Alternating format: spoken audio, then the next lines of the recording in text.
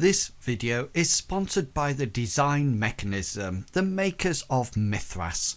Mythras is a registered trademark of the Design Mechanism Inc., used with permission.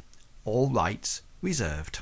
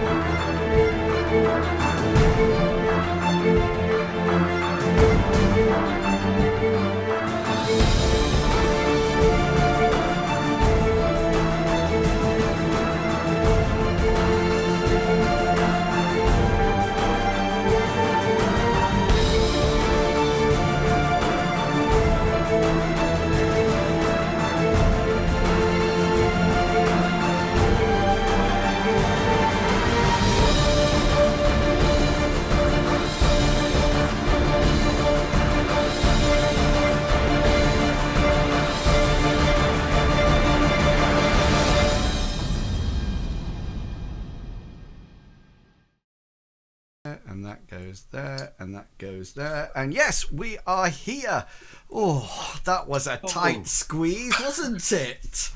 Yeah, that's what she said. Yeah, nearly 4 English people. Yeah, my stream ran over, and then we got everybody in just at the last moment, and so we are here for episode.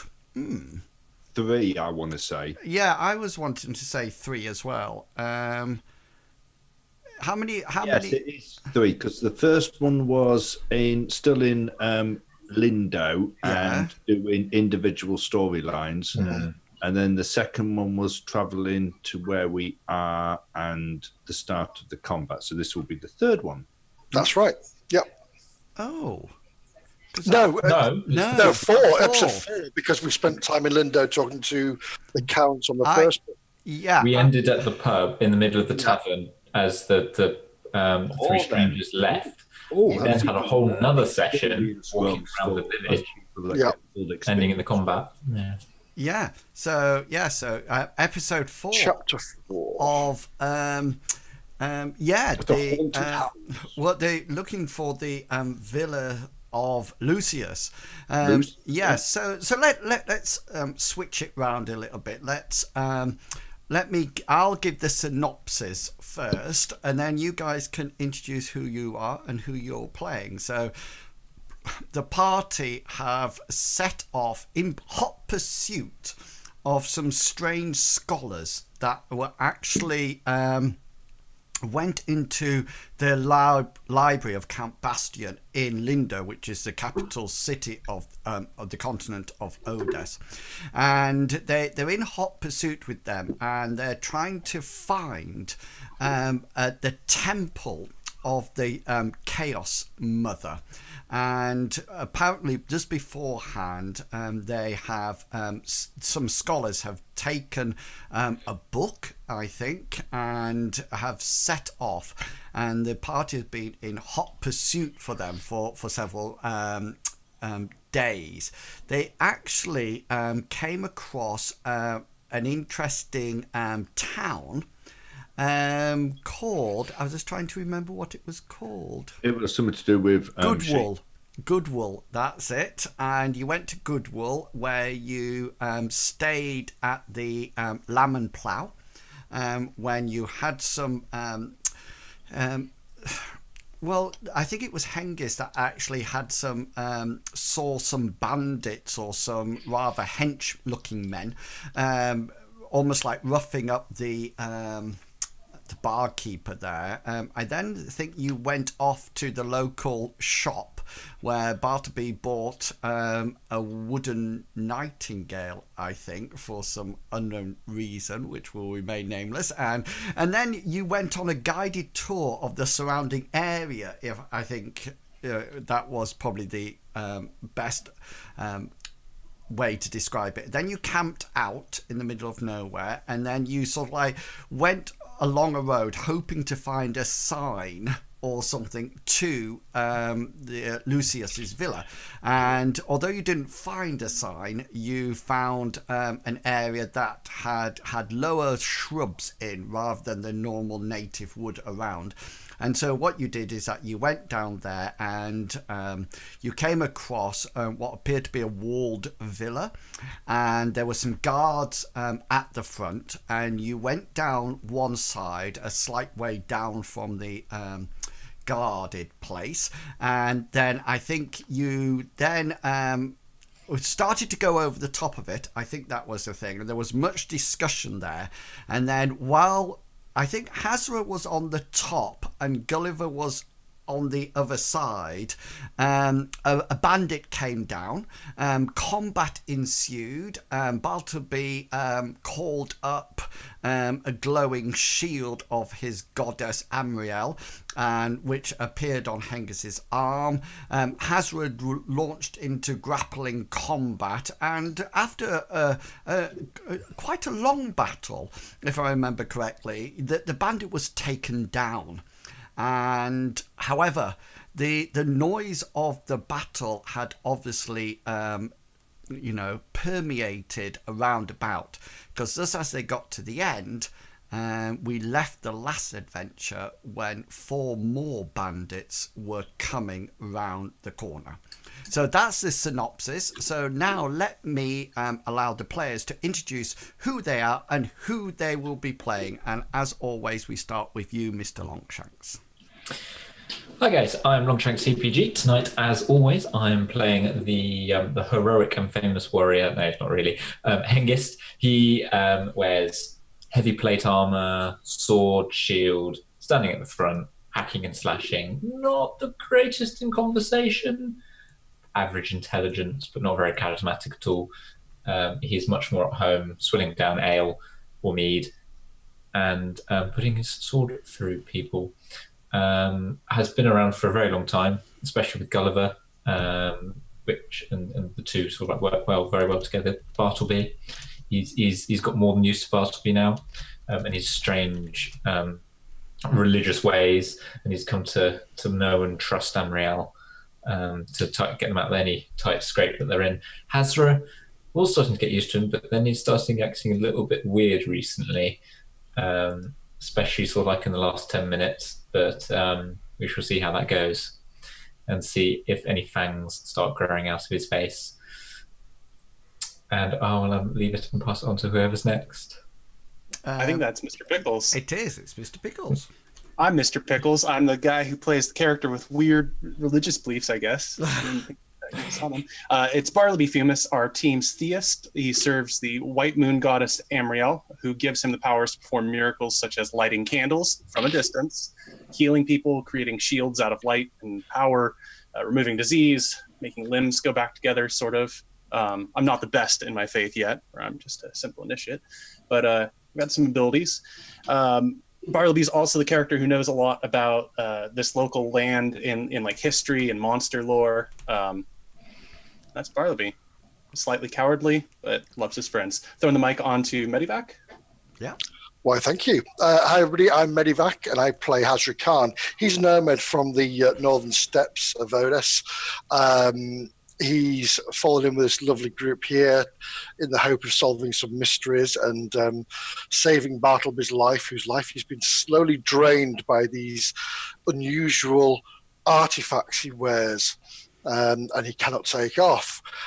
He's adept with a spear and a scimitar, and has recently gained a necklace with a jaguar's tooth on it, from a brotherhood he's just joined. And the brotherhood is an organisation that's been going for many centuries, who go around the world noting and keeping track of and recording the changes that people, animals, and have effects on certain areas and biomes, and have an effect on nature, really.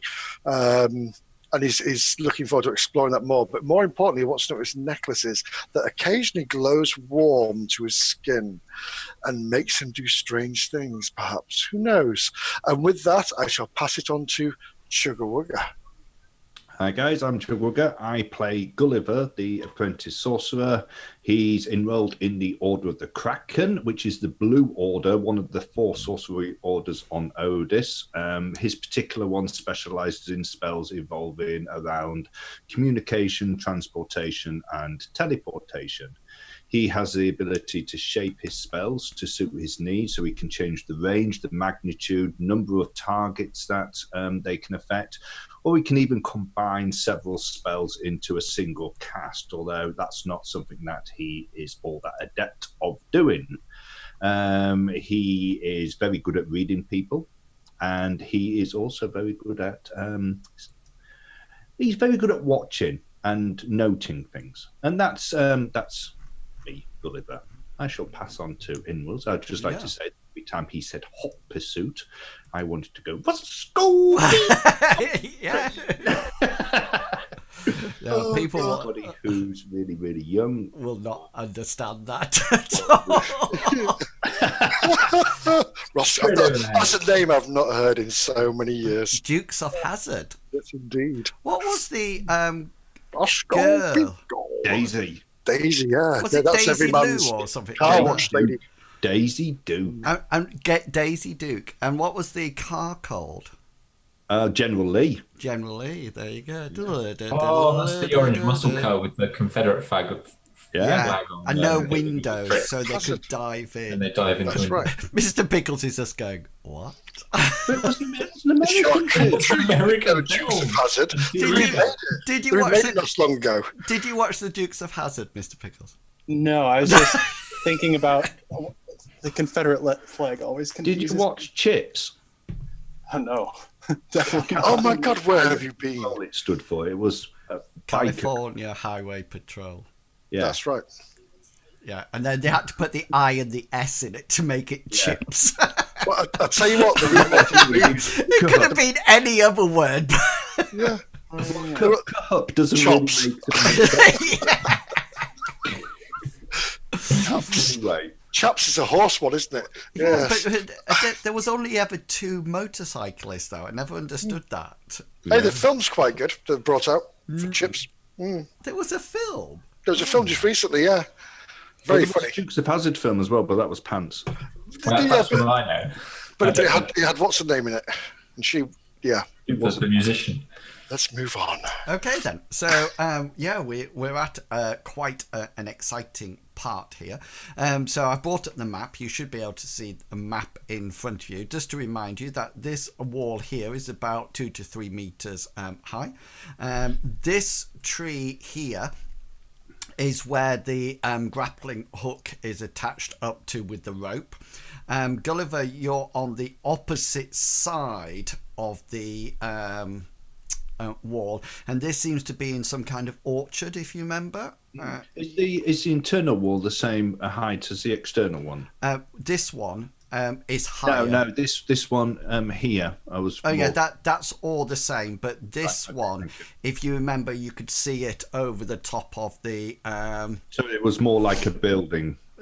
This is a building. This is almost like an inner wall. It's very similar to the outside wall. This bandit, who looks like he's pretending to be a porcupine, is actually out and dead. It looks like Hengist has the shield of Amriel on, but I think you also have Blade Sharp on as well. Do indeed. Yeah. And Hazra is here, stood up, but the spear, spearless, is down and weaponless. And these up here are the 4 bandit guards that are coming down. If you remember, we do have initiatives sorted already. You can see it. Can you see those? Yeah. So they're all done and dusted, and I think we were actually coming to the end. We just finished round 2 when the bandit was killed, and then these guys are coming down now. I'm going to give you an option. I'm not going to give you the option. I'm going to wipe this whatchamacallit, the combat round thing. I just wiped out. Let me just put combat turn in again because I got rid of it. There we go. So that's all ready, depending what actually happens. Okay then, so if you remember, you've just killed this guy and we left the last adventure when the bandits came round. They're armed with, if you remember, they are carrying spears and bucklers. And because if you remember, the bandit before you actually chucked it at a distance, I think, or something like that, and that's what they seem to be armed with. They seem to be wearing some kind of leather armor. It looks quite malleable, so it doesn't look like it's solid, rigid leather armor. It's probably more sort of like flexible armor, and they're coming down, and they definitely look like they have a purpose. They can quite clearly see their dead comrade on the floor, and then that's it. Gulliver, you will have heard the combat. But you will not know. Well, you're about to hear something. So, as the bandits come down from the entrance earlier, further away, they sort of like coming to your view, and they're sort of like Hengist and Hazra, you're sort of like hovering over this dead body, and they sort of like level off their spears and sort of like bring their bucklers round into almost like a ward location sort of like situation. And this bandit here, the lead one in the diamond formation, sort of like heralds out to you and shouts out to you, and he sort of like shouts, "Stop! Stay where you are!" And we will now start off. So Gulliver, you will hear that bellow at your side as well, so you can take action. But however, it'll be Hazra and Hengist that you will be the first to act. What would you like to do? Is my spear near my feet, I'm assuming, or not? Is it just behind me, or can I just crouch down and pick it up? If you crouch down and pick it up, that would be seen as an offensive action. Well, what I want to do is I want to shout out to them, "He owed me money. Now the debt is paid." Okay then, so they sort of like stand where you are, and you sort of like shout that back out to them. Hengist, what do you wish to do? Hengist is just going to stand there and look menacing. Okay then, so the guys, but not offensive, not as in he's taking an offensive action. He's just standing, looking like you do have your sword out and a glowing shield on your arm. So these guys are not approaching or anything. They're just sort of like taking up almost a defensive position now. And Bartleby, sorry, and Gulliver, what would you like to do? Gulliver's been Gulliver. You will have heard what Hazra said. Well, he's heard recently a whole load of sounds of combat coming over from the other side of the wall. He had been holding a spell. Yes, he had. That is true. Maybe they were going to try to flank us, but with nothing actually coming from the way that he's looking, which is to the west. Here, yeah. He's going to put the disc back into the inside of his tunic that he used to cast the spells, and he wants to start heading back towards the wall and looking for footholds to climb up. Okay, that's not a problem. So you can probably get to the tree, and if you would like to make your athletics roll, or acrobatics if you have that. You could probably use bits of the tree in order to pull yourself up. Mr. Bartleby, what would Bartleby like to do at this point? Just a quick question: Can I spend time to look for suitable handholds? Would that give me an advantage or not? You can then, if you want to do that, then that's absolutely fine. That will probably be, take another round, because remember, rounds are only 6 seconds. Yeah, I'll do that if that's okay. And then what you can do then, you can use your perception to augment your athletics roll. Which is what is it, a 10th or 20th? Thank you. 20th. Yeah, Mr. Bartleby. Yeah, what would you like to do? I presume I'm not within touching distance of Hazra. No, you're not. You were actually right next to Hengist, I think.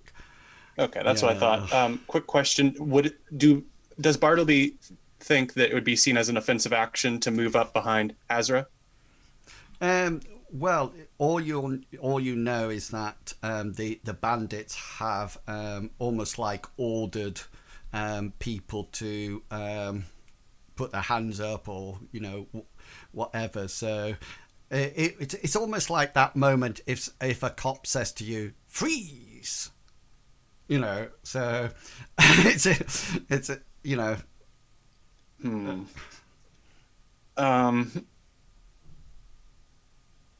Yeah, I don't want to set off anything, get people killed. I'm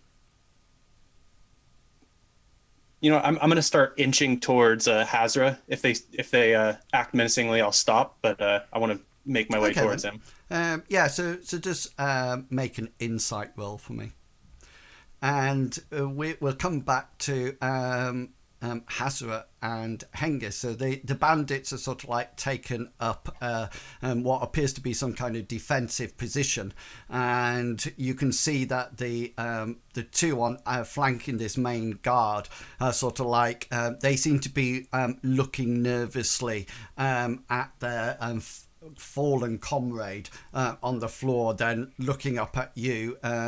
They don't look suitably, they're not worried, they look more agitated.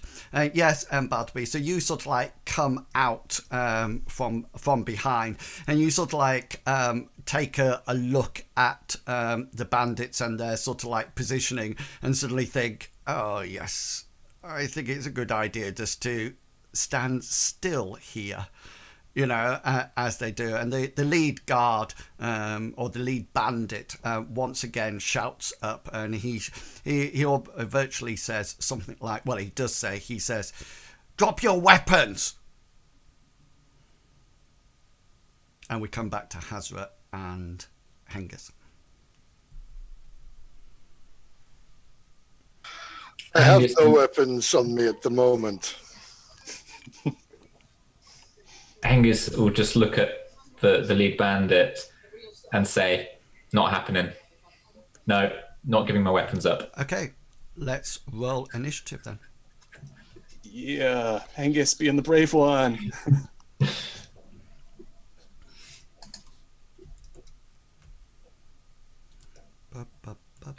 Lost my initiative. There it is. 14. There we go.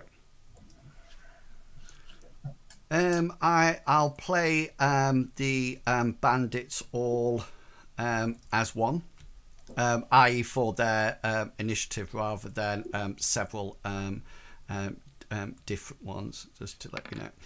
Oh, nice roll. Oh, I think you should maybe do them separately.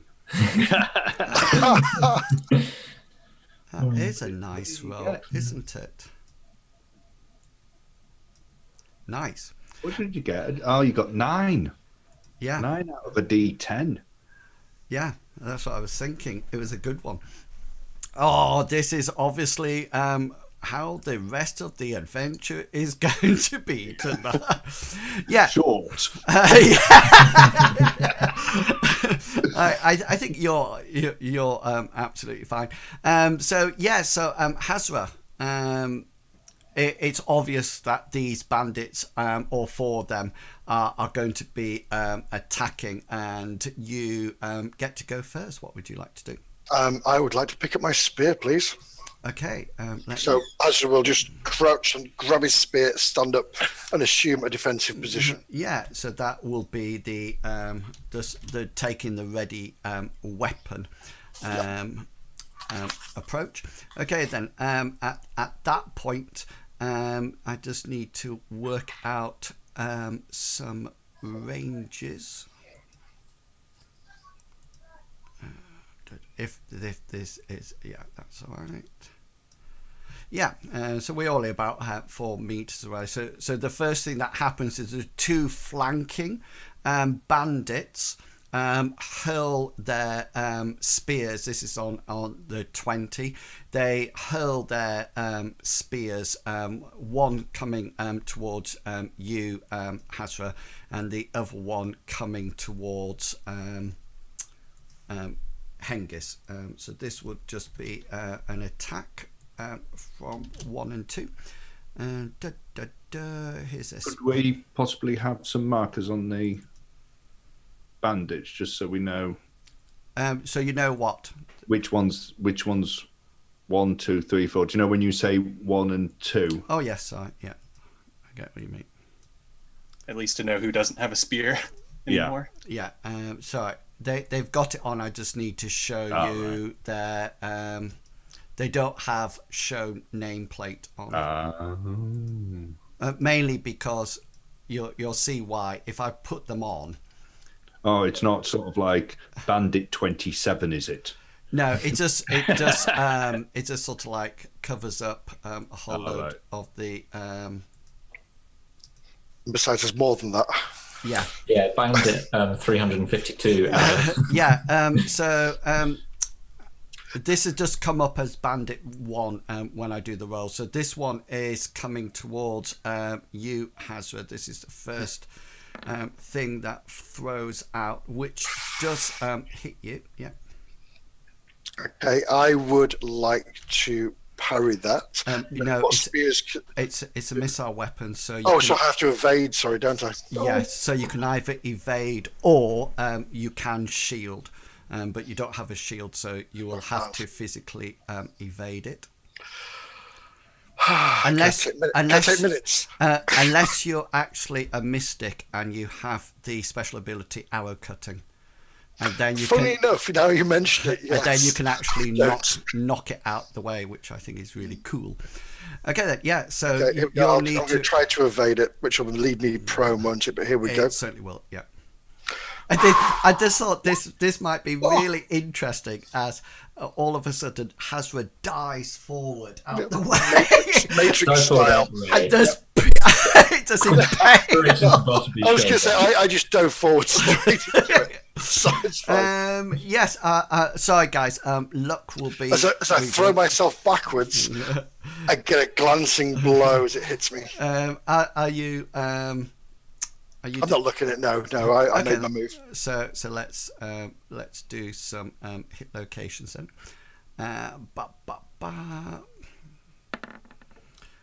So this is coming in on your 14. Right on. Mm-hmm. Yep. And it will do 8 points of damage. Ouch. You've got a healer close behind you. Oh dear. So that will put me down to a -1 straight away. Oh, cool. Okay then. So -1. That means you got a serious wound. Yeah. So the first thing you need to do is do an endurance roll against my 36. Fail. So is there any? What was it? Your right arm? It was, yes. Yeah. Okay then. So your right arm is now useless. Roll a 1d3. Sorry, did he fail it? Yeah. Oh, right. Okay. Did he fail it? Oh no, no, sorry, no, he passed it. That's fine then. Yeah. So there's still roll a 1d3. So your arm is still operable, but you still can't. Just roll a 1d3 because you can't attack or cast spells for the next 3 3 rounds. No, 3 days. three turns. Right. Okay then. So I'll just stick that onto you, and that's fine. So yeah, so for the next 3 turns, you can only evade or parry. Yeah, you can only do one of the other. But can you still use the arm that's been? Yeah, so he's successfully made his endurance roll, so he can still use the arm. Right. But if he had failed his endurance roll, he would not be able to use the arm at all. Yep. So if it had been his left arm, right arm, yeah. So if that was the case, if he had failed it, he would. It's have a good job I'm his, left-handed. No, I'm not. he would have dropped his spear. I will have done it. Yes. Yeah. So he actually now has a serious wound in that for use of any further damage.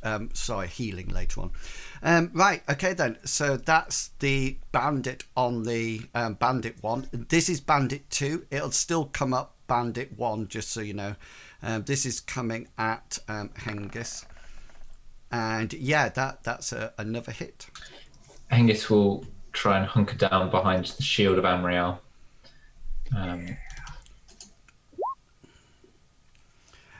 So you parried the blow as it comes towards you, and the spear sort of like lands to one side. What happens then? So that's 1 and 2 done. And then what happens? 3 steps forward and 4's step forward on their movement rate.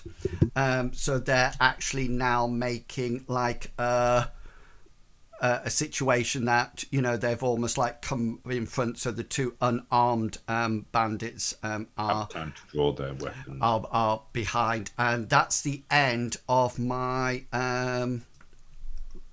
20. And so we are down to Bartleby on 17, I think. Yeah, quick question. It looks like I moved a little bit there to be able to touch Hazra, but I just want to confirm, should I be moving still to do that? Or? No, you can touch Hazra. That won't be an issue. I think it would be seen as a you know, because we're in combat now, you know, it's obvious that there's going to be a battle, so you don't need to worry about insight rolls or anything. Okay, I just mostly wanted to make sure I was able to cast a spell, because the spell I would like to cast, or miracle I should say, is this, to make it so that things are done. And if I fail the roll, I would like to preemptively say I plan on using a luck point. Okay. If I may. Pow! Okay, use that point of luck to reroll. Yep. And not an 88. Okay then, so that will do, which will bring the amount of hit points back, I think, to full in your arm, Hazra. So thank you, my friend. So it's up to. Is that your free action that you're using there? That was my free action. Yeah. Yes. Cool. Okay then.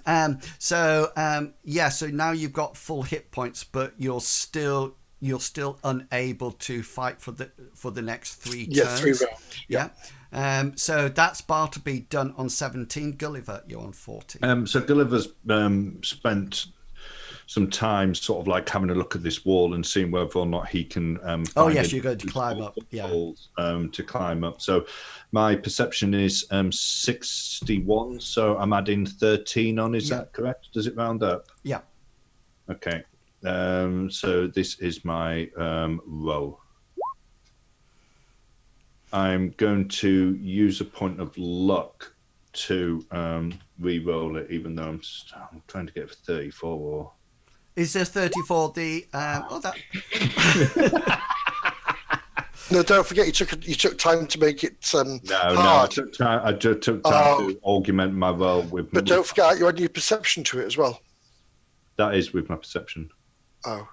Yeah, so you sort of like start to climb up using the bits of the tree and different thresholds, different sort of like holes in the wall, and you normally you would get right the way up to the top in one action because it's so it's not a huge amount of distance, but you sort of like slip and have to start again. So you're about halfway up at the end of this turn and turn, and therefore Hengist, we are up to you on 14. Yeah. Hengist is. Sorry, guys. Is it all right if I take that dead guy off? Can do if you That's fine. Yeah. Hengist. It's just that I need him again.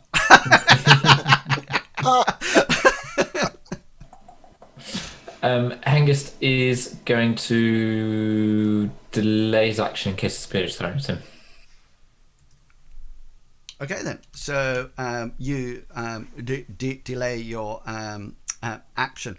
Okay then. So that's the end of combat turn 1. So we're coming into combat turn 2, and Hazra, you are up, but I'm assuming This turn, my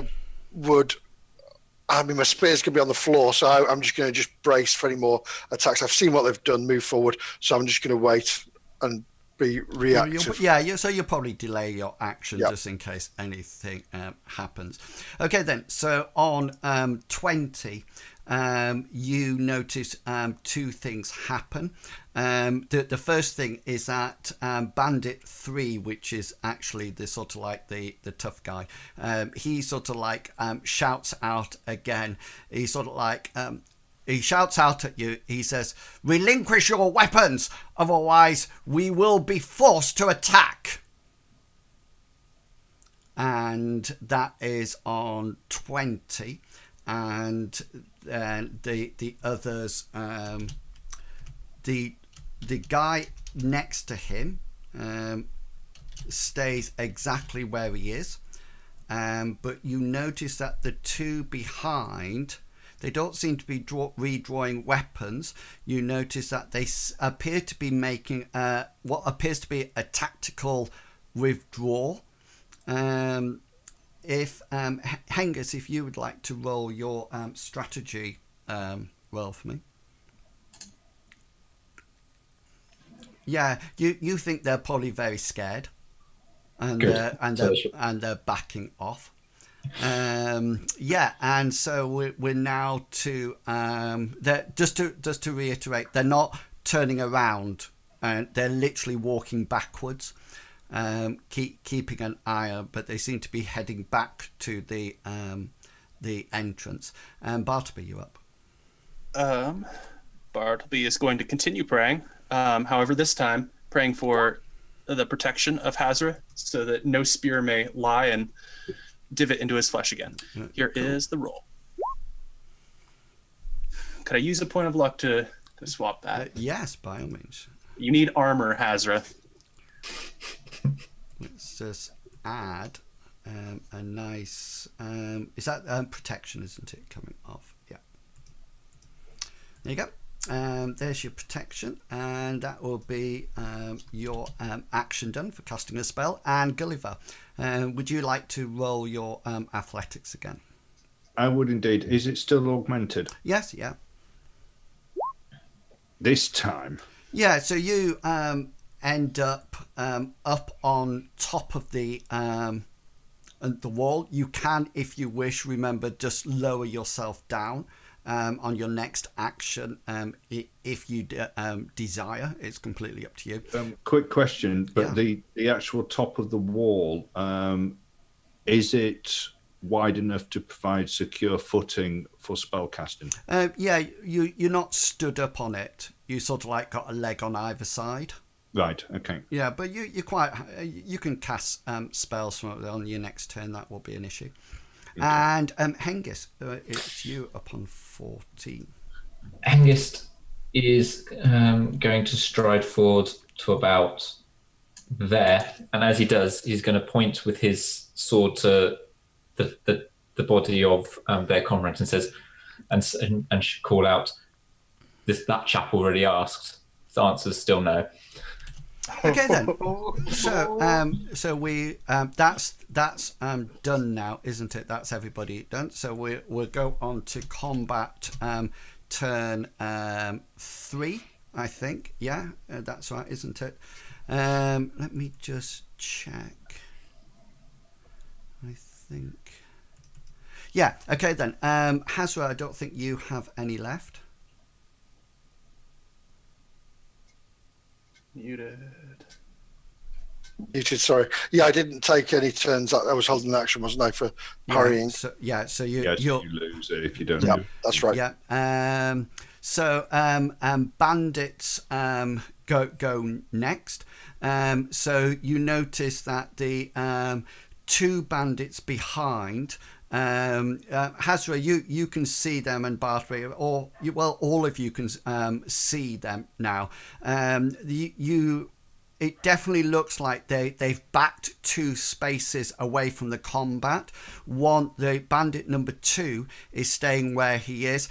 Bandit number 1 has turned and is pelting back to the entrance to the thing. It doesn't take any of you to figure out that he's gone for help. You know, that's definitely the case. And and bandit number 3 and 4, they maintain their stance there. They look very ready to no, actually, let me just check something. Okay, no, they don't. They let loose their spears in your general direction. So Bandit 4 go first, and this one's coming to. No, hang on. Sorry, that's wrong. No, yeah, they just stand still on their 20th. 17's next. It's you, Bartleby. I have no actions, so I'll just... Okay, cool. Thank you. And Gulliver, do you have any actions left? I believe I do. Yeah, I think you do. Yeah. Yeah, Gulliver's going to take out the disc that he uses to cast. Yeah. Cool. And Hengist. I don't have any actions. Okay, cool. So I think, Hazra, you're down to 2 turns now, are you? That's spot on. Yep, 2 turns. Yeah, cool. Okay then. So that's the end of combat round 1. So we're coming into combat round 2 now. And Hazra, I presume you're delaying for the next 2. Yeah, just in case any combat actions come and go. And it's a good job you do, because on 20 they let loose the spears in front of you. One's again coming towards you, Hazra, and the other one is coming towards Hengist. So this is the one coming towards you, Hazra, to start off with. That one misses as it flies through the air. I won't see whether or not it hits Bartleby. And then this one, this is yours, Hengist, and that one misses as well on their 20s. Bandit 1 has disappeared down the thing, and Bandit 2 seems to be you see him sort of like get back to the gatehouse and shout something into the down sort of like in through the archway, and so he's now at the gate, and Bartleby, you're up. Starting to think we should flee, but I'm not going to leave my friends behind again, so I'll just I don't have anything to use, so I guess I'll delay in case I need to dive into the floor, if I can. Okay, so you're just delaying it? Yeah, brilliant. And Gulliver? Gulliver is going to start to cast spells. Okay, cool. And I'll link it. Oh no, sorry, that's not the thing. I clicked the wrong one. Hengist, what would you like to do?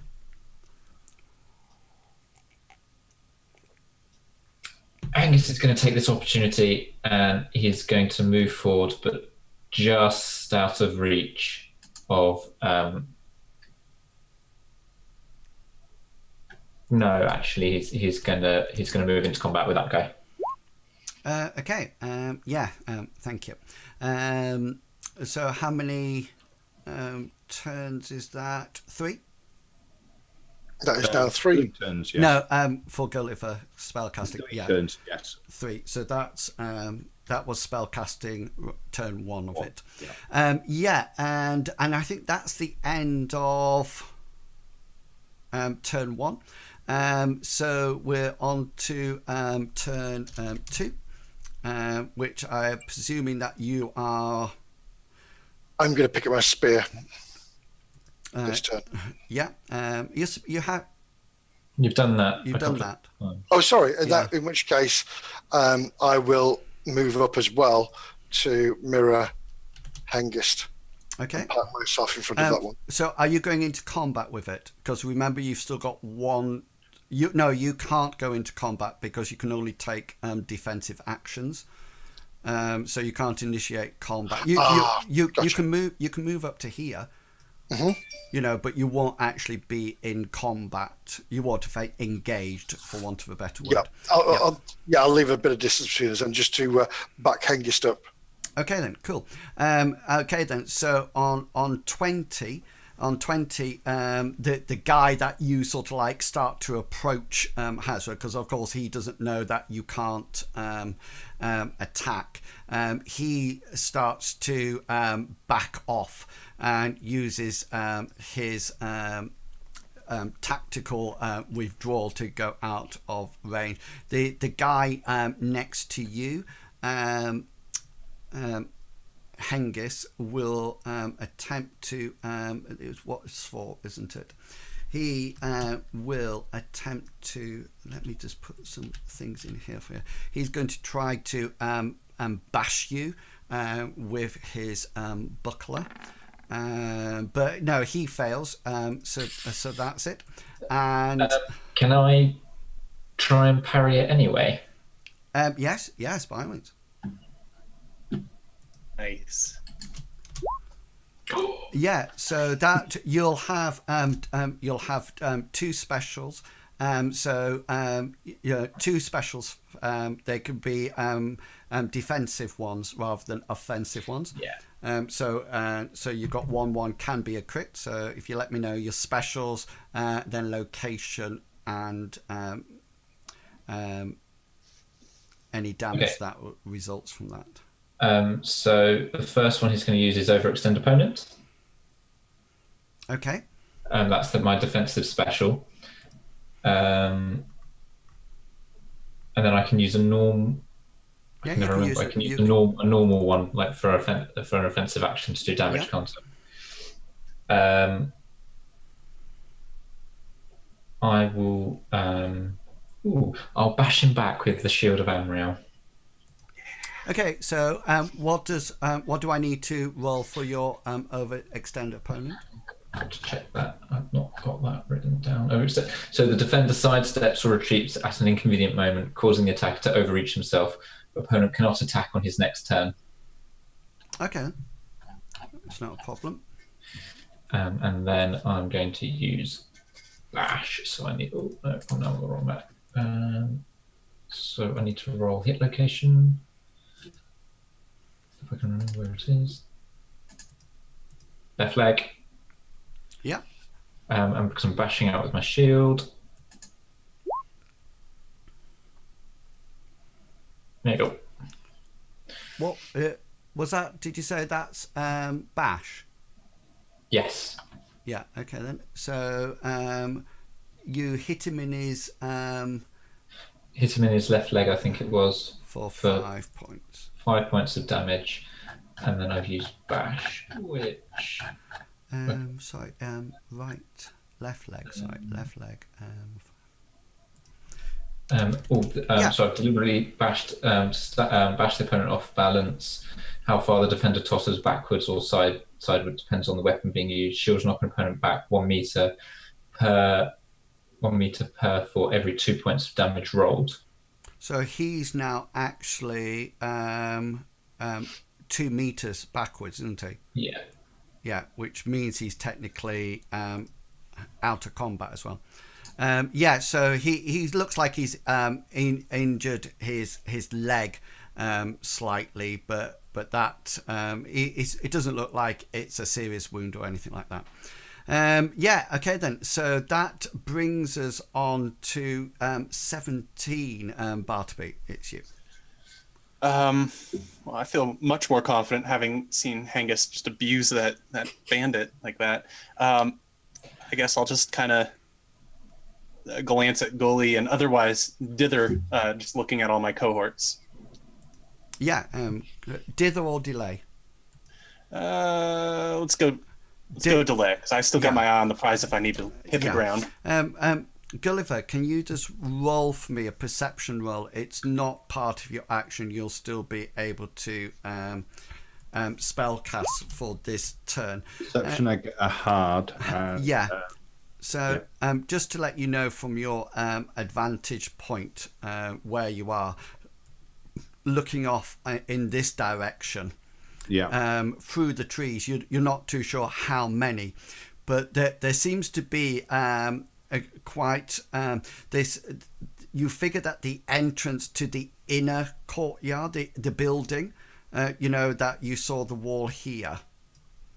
You figure that there must be some kind of entrance in there, because you can see movement out there. And when I say movement, it's just it's almost like impossible to see how many at the moment. However, you do notice someone that it seems to be walking out. There seems to be a man, and there seems to be what appears to be somebody who appears to have a goat skull on their head. It seems you can see almost like the curly horns of like a ram, and it seems to be whoever it is. They seem to be wearing it as some kind of headdress, for want of a better word. I mean, I know I can't tell how many, but I mean, there's more than there's three. More than yes. Right. Okay. Can I use a free action? Yeah, you still have your free action for this round. Okay. So when he's doing his spell casting and he sees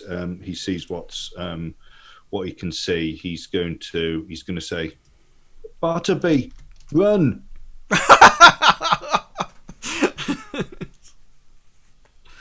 Okay. Hengist, you're up. Hengist will be following up this guy because he's knocked him backwards, so he's going to move into. Okay, cool. To re-engage that guy. Does Bash make him prone or not? No, it just knocks him back. Okay, cool. So you're just moving into combat. Yeah. Brilliant. And that is the end of combat round turn 2. So now we're going into 3. Hazra, what would you like to do?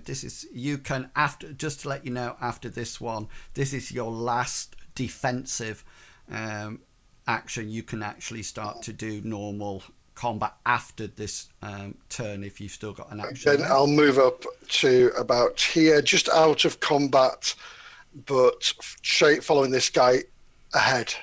Okay then, yeah.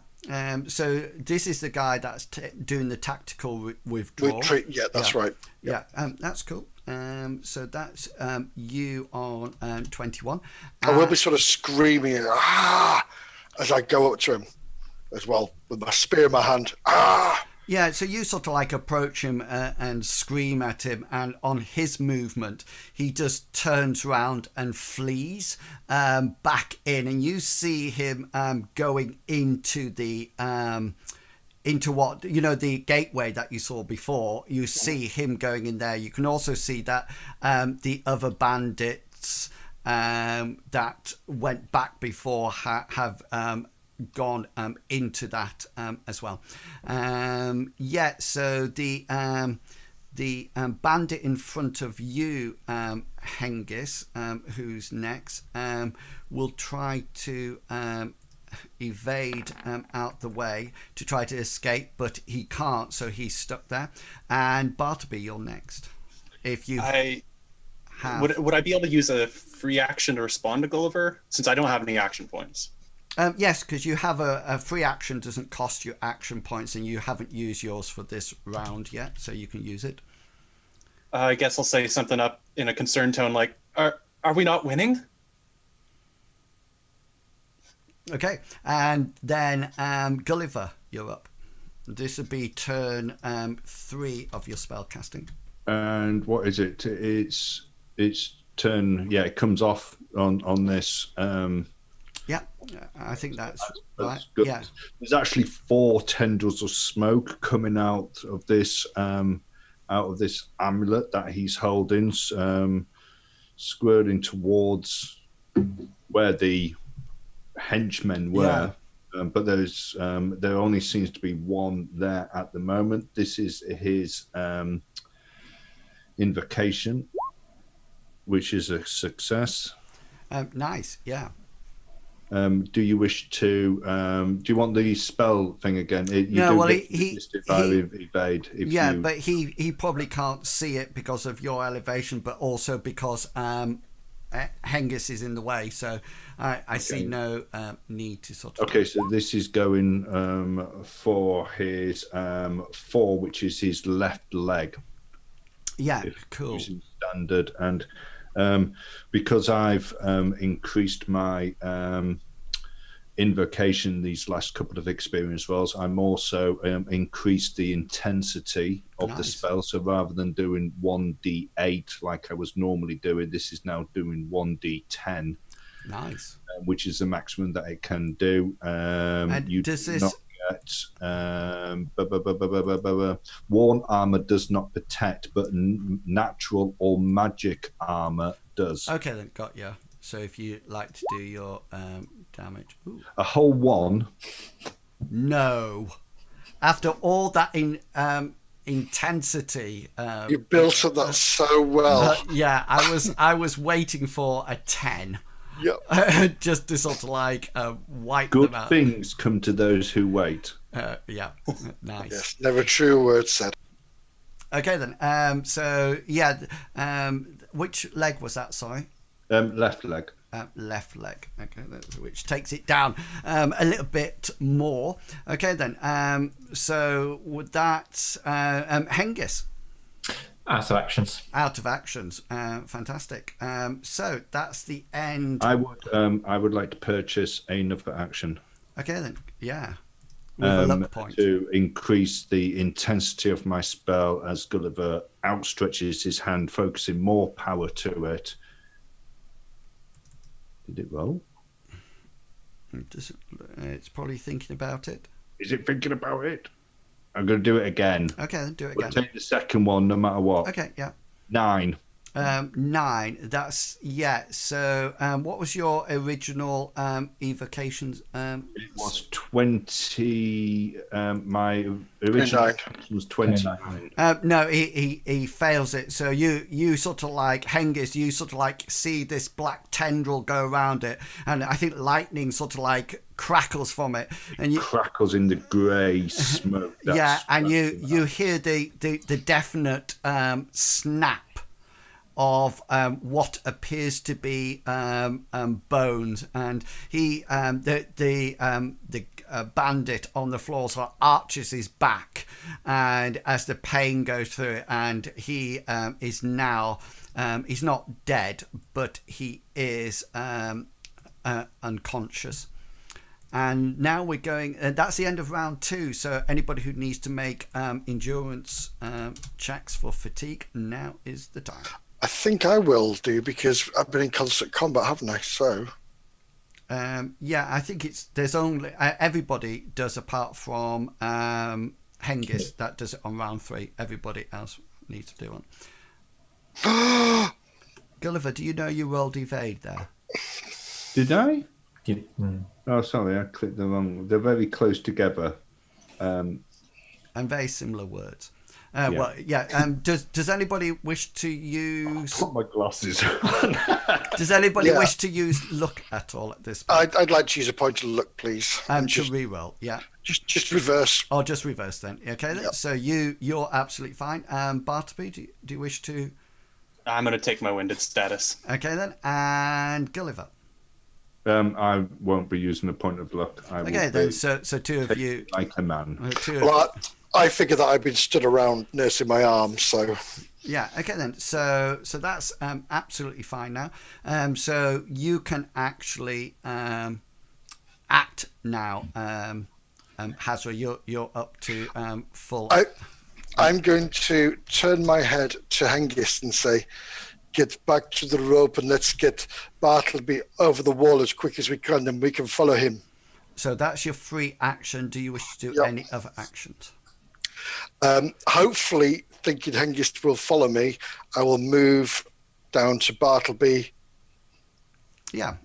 Is that walking or running? Do you know how?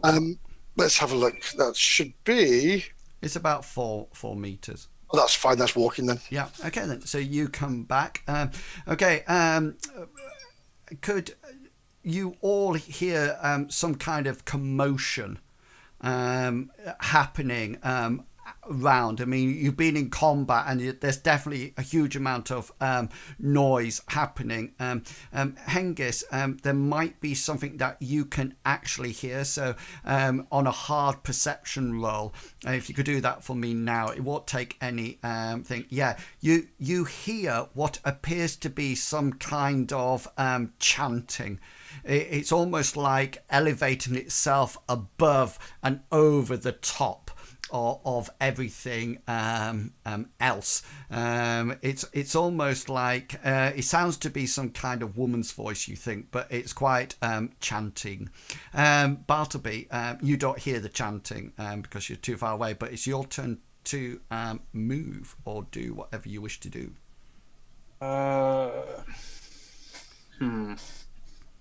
How close are we to the edge of I guess because what I'm thinking is that Bartleby would take Gulliver seriously, especially after seeing Gulliver shoot magical lightning and still think that we're in trouble. So Bartleby would be tentatively kind of going towards the direction we came, especially with Hazra walking towards us. I just want to make sure I'm not like falling off the map, you know.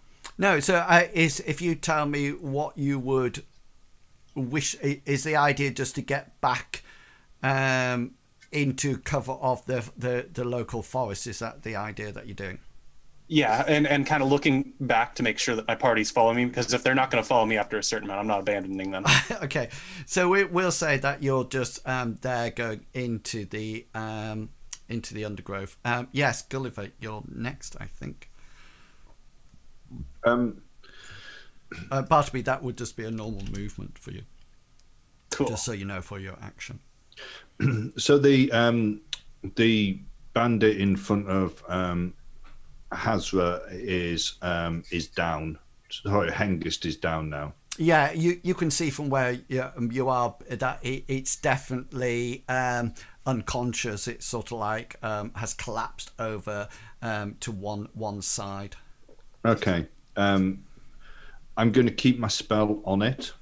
Yeah. And this time I'm going to shout, "Run!"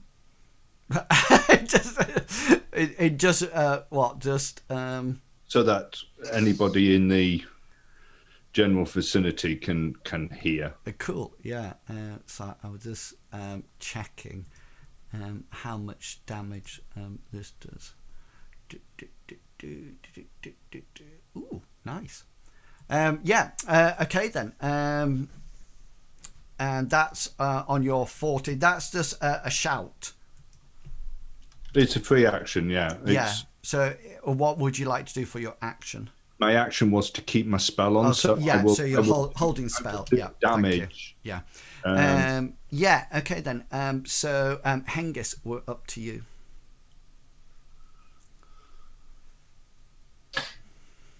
You said I heard a woman's voice chanting, didn't you?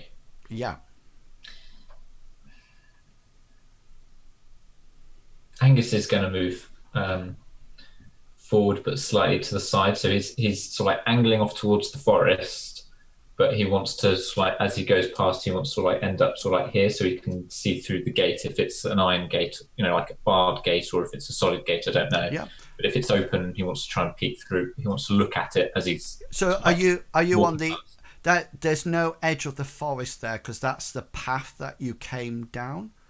Okay, yeah, but he's going to move towards the gate that way so he can see what's in the courtyard, but walking towards like the corner of the forest where the path is, if you know what I mean. So he's heading towards the forest, but he wants to have a look as he goes past. On the northern side.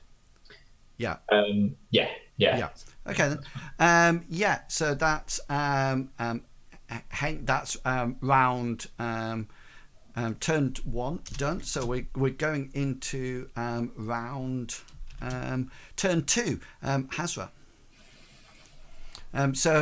Just to Bartleby has sort of like headed off to the forest. Gulliver has shouted from the tree above you. You can see him up there, but you can still see almost like my peripherals looking at Hengist moving. You can still see that it's almost like that black stuff from Night Stalker in the X-Men. The smoke sort of like keeps. All right, lost. Because it's obvious that Gulliver has still got his spell out, and Hengist has moved up. He sort of like has headed up to the so he can see in the gateway. Yeah. So free action. I'm going to say, Gulliver, are you coming down, or I shall come over to you? No, hang on. Excuse me. You've already had your free action. Oh, per turn. Sorry. Yes. Per round. Per round. Yes. Yeah. Sorry. So you've already had your free action. So it's. I will delay until Hengist does something. Okay. Cool. And okay then. So as you get and look round, Hengist, you can see several things. You can just make for me a perception roll, so I can tell roughly what sort of information you're going to give. Okay then. So you can see that there's quite a lot of bandits in here. When I say quite a lot, they seem to be standing behind what appears to be a rather tall-looking bandit. He seems to have some kind of metal breastplate on, and he seems to be wielding a two-handed axe. And it's interesting because you can you notice that he's stepped slightly back from what appears to be a youngish woman, probably in about her 20s, but she's quite stooped. And she has what appears to be a goat's skull on some kind of helmet. And she seems to be having the goat's skin as a sort of like cloak. And as you sort of like see her there, she's the one who's doing the chanting.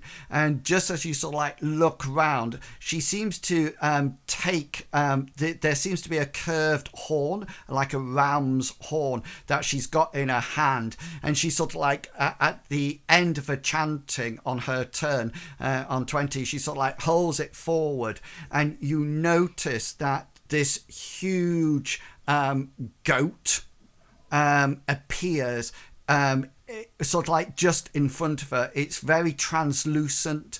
It's almost like ghostly, and it sort of like appears, and you can see instantly it's almost like ram of looking. It's sort of like it's got this huge head and this huge bulking body and two terrific curled horns on either side, and she sort of like goes like that, and it just goes and it just seems to appear out of nowhere. It didn't come up from the ground. It just appears. You can still actually see everything behind, and you notice that the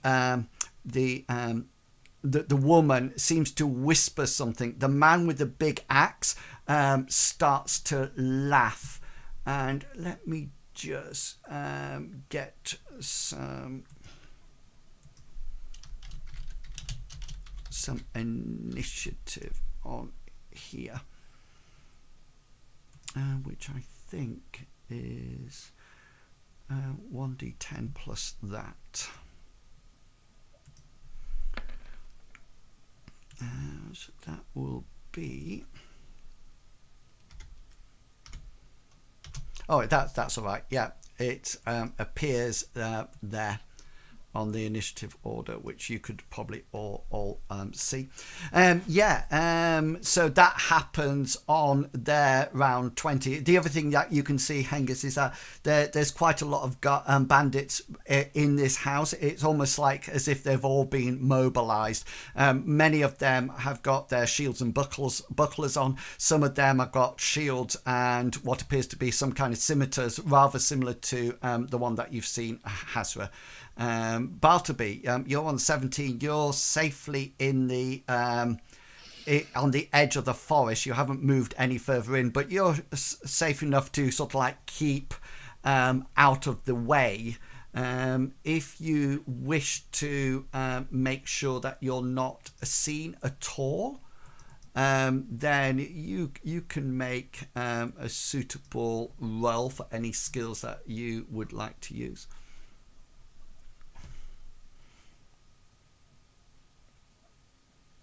Is he muted or gone? Sorry, yeah, I was muted. So I would I be able to use locale to? That would be stealth to hide in the woods, wouldn't it? Yes, it will be stealth to hide. I will go ahead and do stealth, but I want to be watching, because if my friends aren't coming with, I'm gonna. Yeah. Do you have any survival skill? No. Okay, then. So looks like endurance is the only thing that I can survive. Yeah. So if you could blind roll it to me, that would be absolutely fantastic. Absolutely.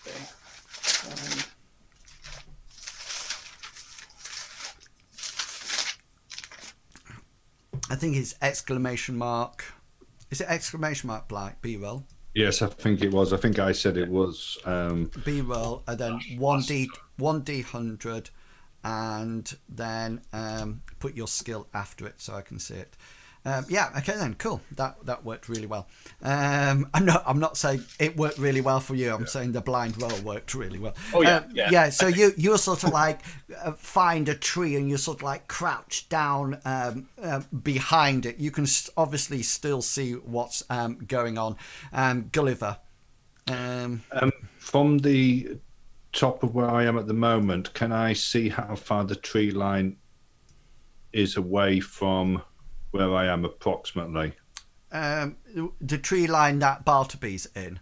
Yeah. So if I was heading for cover, what? Yeah. So what's it's probably just roughly about your walk. Right. Okay. So all I was thinking of whether or not it would be right. I want to be. So it'll take you a turn to get down off the wall, and then it'll take you another turn to get into the forest if that's what you want to do. Right. Okay. I'll do that. So my action is breaking my spell, which is a free action, and then the will I be able to climb down with the disc still in my hand? It actually says what you can do with. Are you still maintaining the spell? No, the spell's dropped. I didn't know whether or not I needed to. You would have to because you'll need both arms to lower yourself down, or if you don't want to use both arms, then you can make an athletics roll, but if you fail, you will land prone on the floor. I'm gonna go the athletics route. Okay, cool then. Taking into account that I'm also at a hard roll and my skill is 21. Yeah, that's what I. But You get when you get a roll like that. Oh my life! I was going to get ready to catch you just in case. And Can I just keep rolling until I? Well, you actually, you don't even lower yourself down. You sort of like jump off and then just sort of like do that one of those wonderful things that when in the superhero films, you know, when they just come down and whack down on the superhero landing, and then you just slowly stand up and you sort of like look around. Hazra's sort of like looking elsewhere, but Bartleby's going, good. Yeah. From the tree line. Somebody saw. Say again, sorry. Hello? I'm just saying, as long as if somebody saw it happen. Oh yeah, Bartleby definitely saw it okay, from his vantage point. So that would be your movement, and you still got your disc out as promised. So we're now on to you, Hengist. Hengist, seeing this spectacle happening in the courtyard, and knowing that the last calls were to run, is going to move along the edge of the tree line back towards everyone else at a fast walk, not running, and he's got plenty of, so he ends up about there. When he gets there, is that your walk speed there? Yeah. He's, hang on, I just want to double check. I did measure it, but I just want to double check. I was about there, wasn't I? Yeah, so it's under my full walk speed. And then he's going to say to the horses, quick. And free that's your movement and a free action for turn 2. And yeah, and then on 13, let me get my token.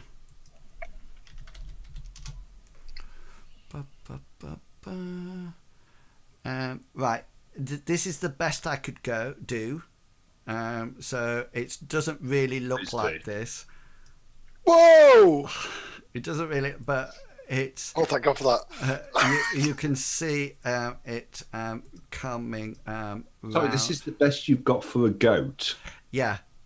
You bad boy. Well, to be honest with you, I didn't really expect you to get to this sort of like this point in this time. So I might change it next. Oh, hang on. Do I have a? Well, see, I do have this one, but it's a little bit boring. The heck is it? It's like a top view. I've got all these top views of goats. That's a goat. Yeah, that'll do. Okay, then we'll use that one. I quite like my chimera, but okay then. Yeah, we don't. It's scary. Yeah. So we'll put it up here, and for some unknown reason, it keeps hiding. Oh, there you go.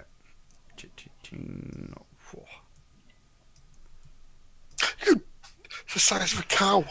Yeah, if anything, it's bigger. It's massive, and it looks very impressive, and it looks very mean as well. And you all see it now. It's very translucent. It's almost like shifting now and again, but you can see its huge curved ram-like horns on its side of the head, and that's on 13 of combat turn 2. So now we're on to. Well, no, one sec. For my action that I was withholding, you delayed to your help my action. action. Yeah, I delayed my action.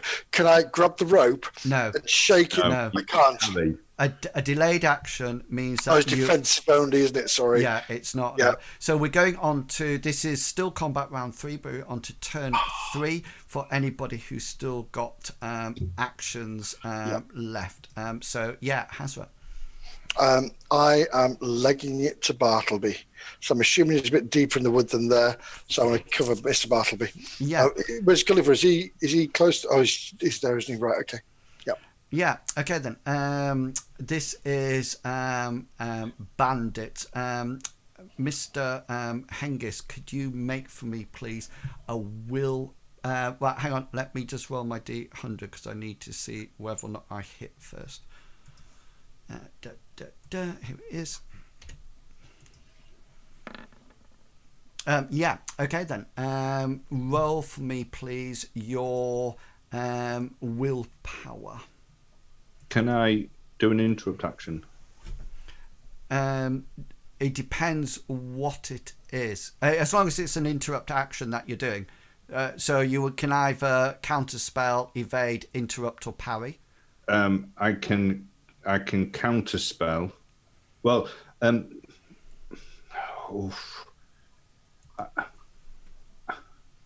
gonna gather my will, and I'm just going to push it at Hengist, but I'm going to prevent folk magic. I'm going to avert. Okay then. So roll your folk magic. So the that comes off is. Did it? Yeah, I can see that. Thank you. It sort of like neutralizes another folk magic spell. Yeah. Yeah. But as it was, I'm not. Yeah, so you're not right, and at this point, you sort of like try to cast this spell at Hengist, but at the same time, this huge goat almost like shifts at very high speeds, and it charges down, okay, and it literally goes through Hengist, disappears behind. So it does it. Hazra and Bartleby and Gulliver, you see it coming towards you, but just as it's gone through Hengist, it's all like dissipates and sort of like reforms up here, a bit like Idrix on in ESO, and yeah, willpower. Yeah, I don't think you rolled your willpower, didn't you? Yeah, cool. So this is sorry, just I'm rolling the wrong button. Oh, is that really? We can say right leg, or we can say right leg, or I didn't know whether or not that button's thing. So I can roll a 120. It's up to you. I'll let you make the decision. Roll 2 now. Roll a 1d20, and then whatever you roll is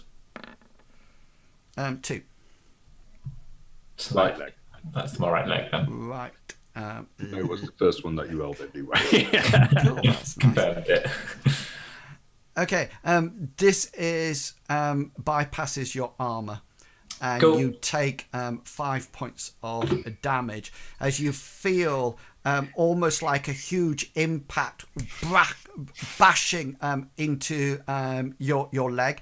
It's almost the closest you can feel related to is maybe somebody in a combat arena whacking you with a two-handed hammer. Is your leg still? My leg's still up, but you see him sort of lose his balance a little bit, so it goes woof. Yeah, but he's still standing. Like he'd taken an arrow to the knee. Like he'd taken a hammer to the knee. Yeah. So that's absolutely fine. And this goat-like thing reappears, and that's the end of combat round 3. So anybody who needs to, I think it's just you, Hengist, needs to make your endurance check now.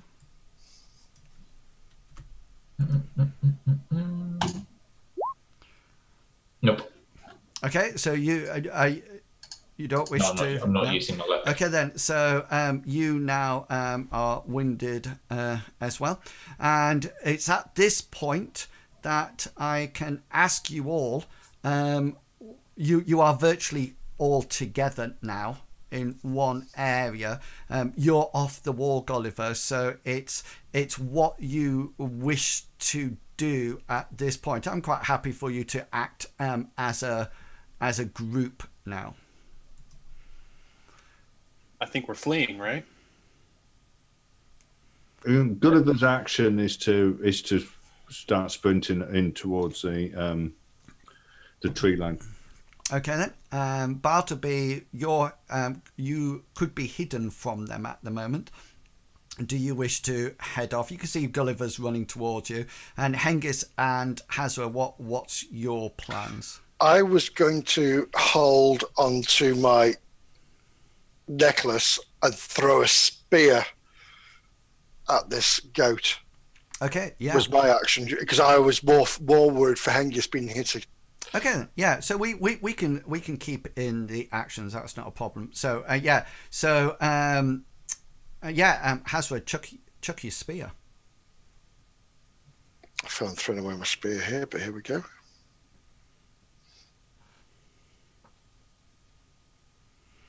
Yeah, you sort of like launch your father's spear at this goat. Do a hit location for me, please.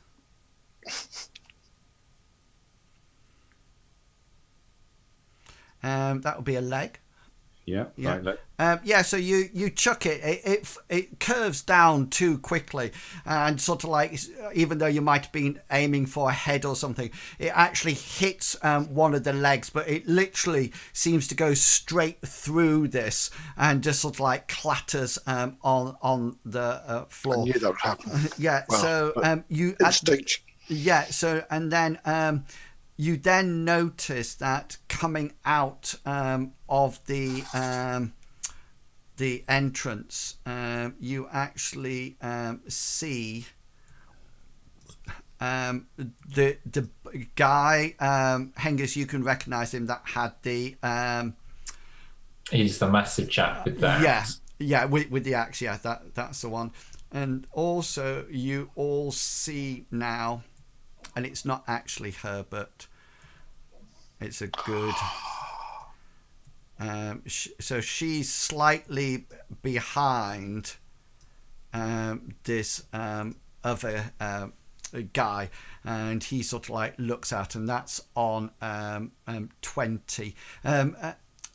Gulliver, can you just roll a perception roll for me, please? This isn't part of your attack or your action. It's just that I want to know if you hear something. There seems to be something happening on the opposite side of your wall to you. Sort of like coming this way. Yeah, it's definitely something on the opposite side. Almost like they tried to flank us. Yeah, it sounds to be not very stealthy, if they are. Right. It seems to be, yeah. So Bartleby, you're heading off into the forest. Gulliver, you're next. So Gulliver's sprinting towards the tree line. Yeah. Okay then. And But you said I could get there in a walk, so hopefully I can. So we will assume that Bartleby and Gulliver, you're heading off into the forest. Can I once I hit it, can I try to get my bearings to see which way the horses would be? Yeah, they're literally straight ahead. They're straight east. You didn't falter from that at all. And then Hengist, what do you wish to do? Hengist, have I seen, so like out of the corner of my eye, the streak of Gulliver heading into the forest or not? Yeah, it would be assuming that you're sort of like glancing backwards. What do you wish to do? In that case, he's going to he's not going to turn his back. He's going to sort of walk backwards into the forest as well and disappear. Yeah, and then Hazra, is your aim to go into the forest as well? I know you're Yeah. No, that's fine. Yeah, it wasn't my father's spear, but yes, I will walk. I will disappear to the forest. Yeah, but before you can do that, the goat spirit will have its attack. So let me just roll this. Your father's spear is inside that wyvern's leg, right? It is. That's right. Yeah. And this is a spirit made. And this goat once more sort of like charges towards you. Can you just make a willpower check for me, please? Certainly.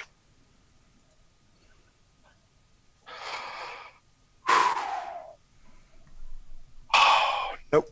Yeah, and the goat sort of like charges at you just as it charged at Hazra, at Hengist, sorry, and sort of like passes through you and dissipates behind you and reappears. You so, as it goes through you, but you appear to be unharmed as you head off into the forest. And just as you head off into the forest, you hear a rather gruff man's voice, sort of like shouting after you and say, "Yeah, flee, you weak-minded pussies," like that, as you sort of like go off, and you hear a whole load of jeering from in the courtyard as you flee off into the wood once more. And at that point, I think it would be appropriate to take our first, our only 10-minute break. So thank you to Herbs and to Angry Viper for being in the chat. I hope you enjoyed the first half of tonight's session. We're going to take a 10-minute break, so please do so as well. Stand up, stretch your legs, go and get some nibbles and some drinks, and we will be back in 10 minutes to see how the fleeing party, what the fleeing party does next. So we will be back in 10 minutes. So enjoy. See you soon.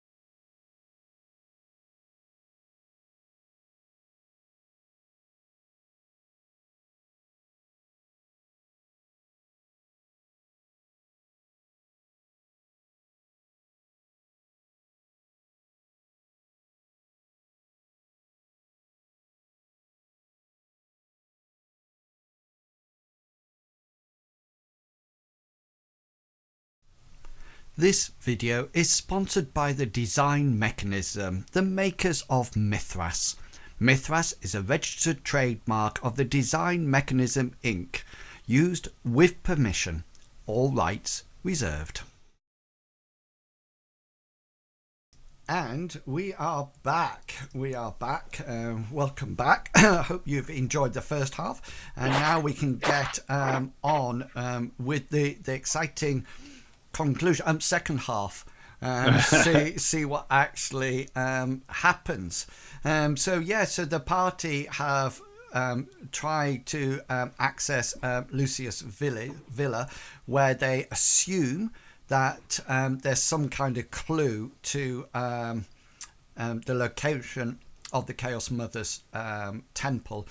They sort of like alerted one guard, which they killed. Oh, sorry, I just spat some cream cracker out there. I don't know where it went. I'll pick it up and eat it later, don't worry. And then they got accosted by another, and they were told to lay down their arms and surrender. However, they decided to be in a fighting mood, and then they suddenly realised that they are outnumbered and outgoated.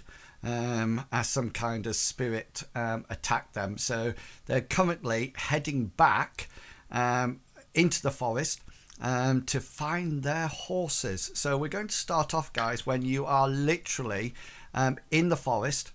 You're obviously close together now, and you're moving at a significant rate, but you can tell that nobody is actually following you. And like I said, there's various jeering and hollering from behind you.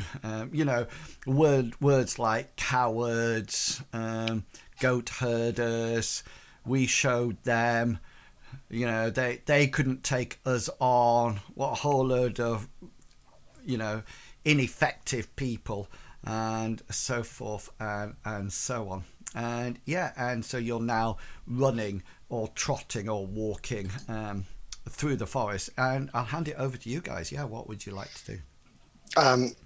Azra is going to try and see where we came from and try and get his bearings and try to find the most direct route back to the horses.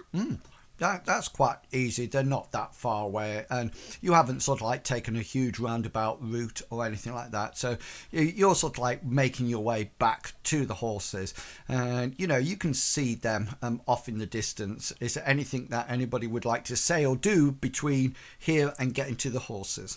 Yes, I think we're going to need to reevaluate the situation and perhaps come back with a more. I've never seen anything like that. Let's put it this way. Gulliver, my friend, what was that thing, that goat?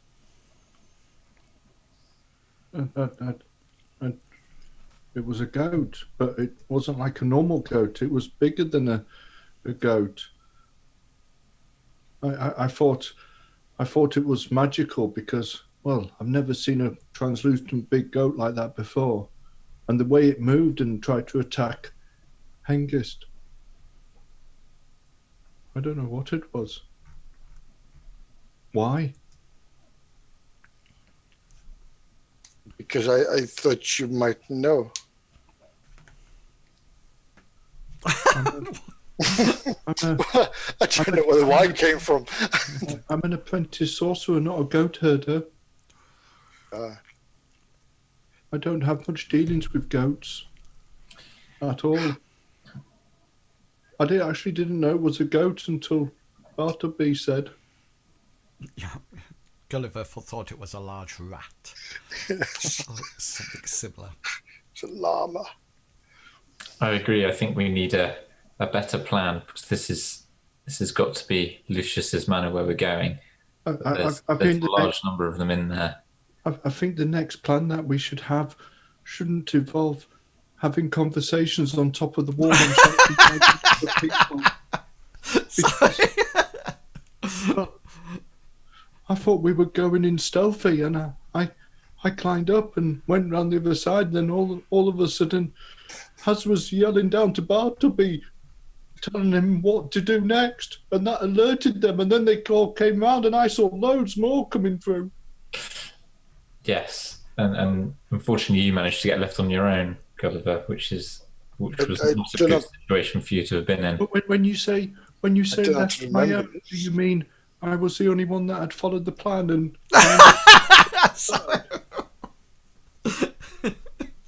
Because that's what I did. Hengist.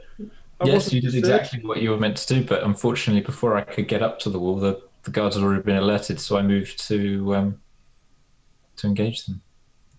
But what do we do now? They're going to be expecting us. They're going to double the guards. Exactly, they know we're here, so we're going to need to either lure some of them out and kill them off a few at a time, or there is one way, but you guys might not like it. Ooh.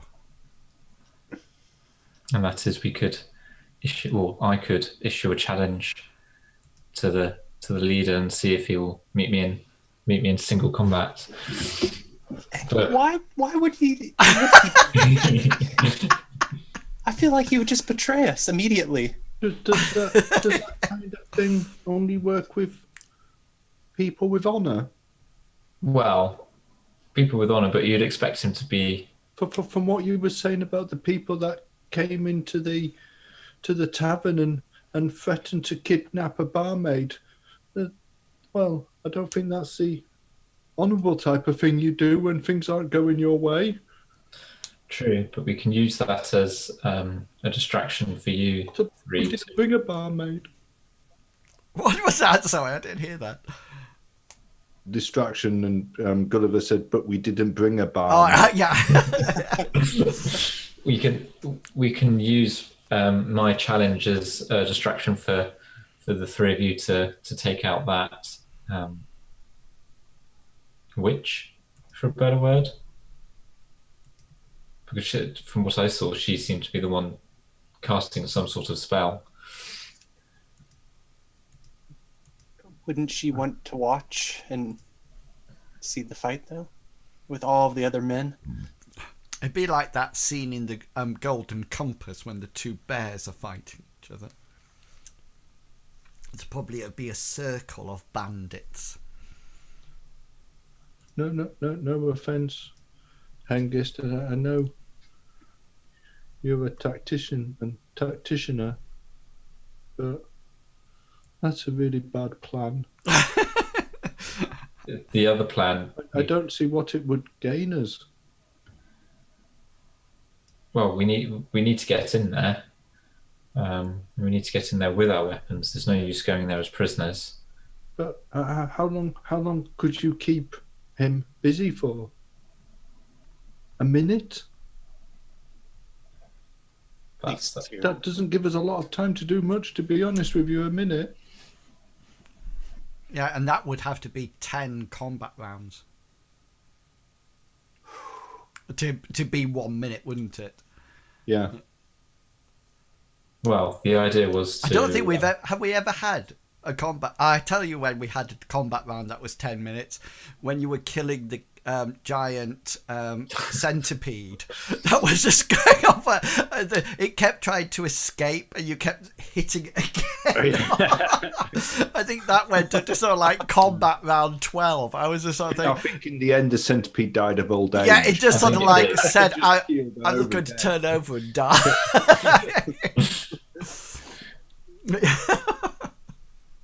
We need some sort of plan. There's no use just one walking off. Has anybody else got any ideas? We'll get an army to come and kill this army. How many did you see in the courtyard? Well, there was the big chap who was obviously the leader. There was that woman with the goat skull on her head, and then there was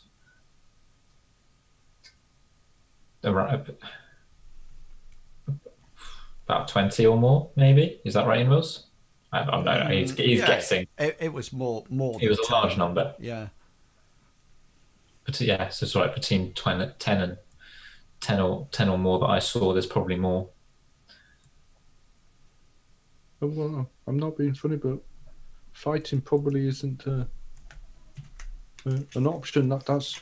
I mean, I saw loads of them coming towards us, and I said, run.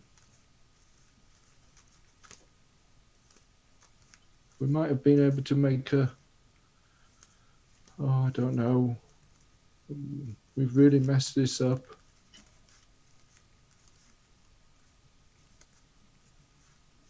As the wind slowly whistles through the trees. We could scout around, see whether or not there's another entrance into the manor. Or the other thing that we could do is maybe double back up along the road, and they seem to make regular visits to the village. Good. Well, Maybe we could ambush them and then use the night to get back in. Maybe pretending that several of us were them. Maybe Hazra and you, Hengist, and maybe even Bartleby could maybe looked. I might be a bit small. We could always pretend that you're a prisoner that we've taken.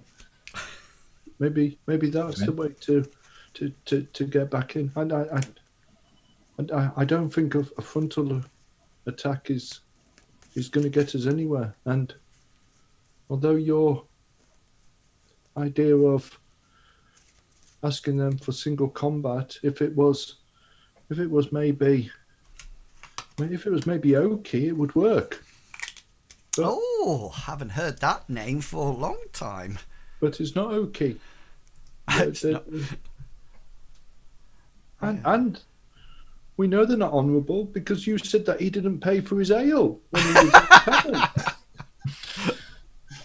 Master Healy says that you should always pay for what you get.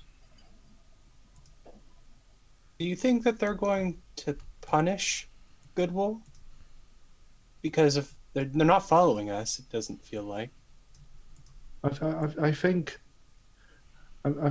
Goodwill is under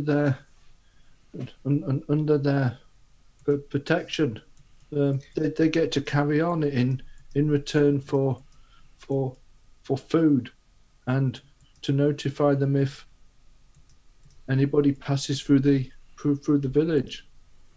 And they might be unrighteously angry at Goodwill for not warning them of us, unless they already did. In which case, you're out of. Are you back in? You keep going out in and out of roll. Yeah, that's right. Yeah.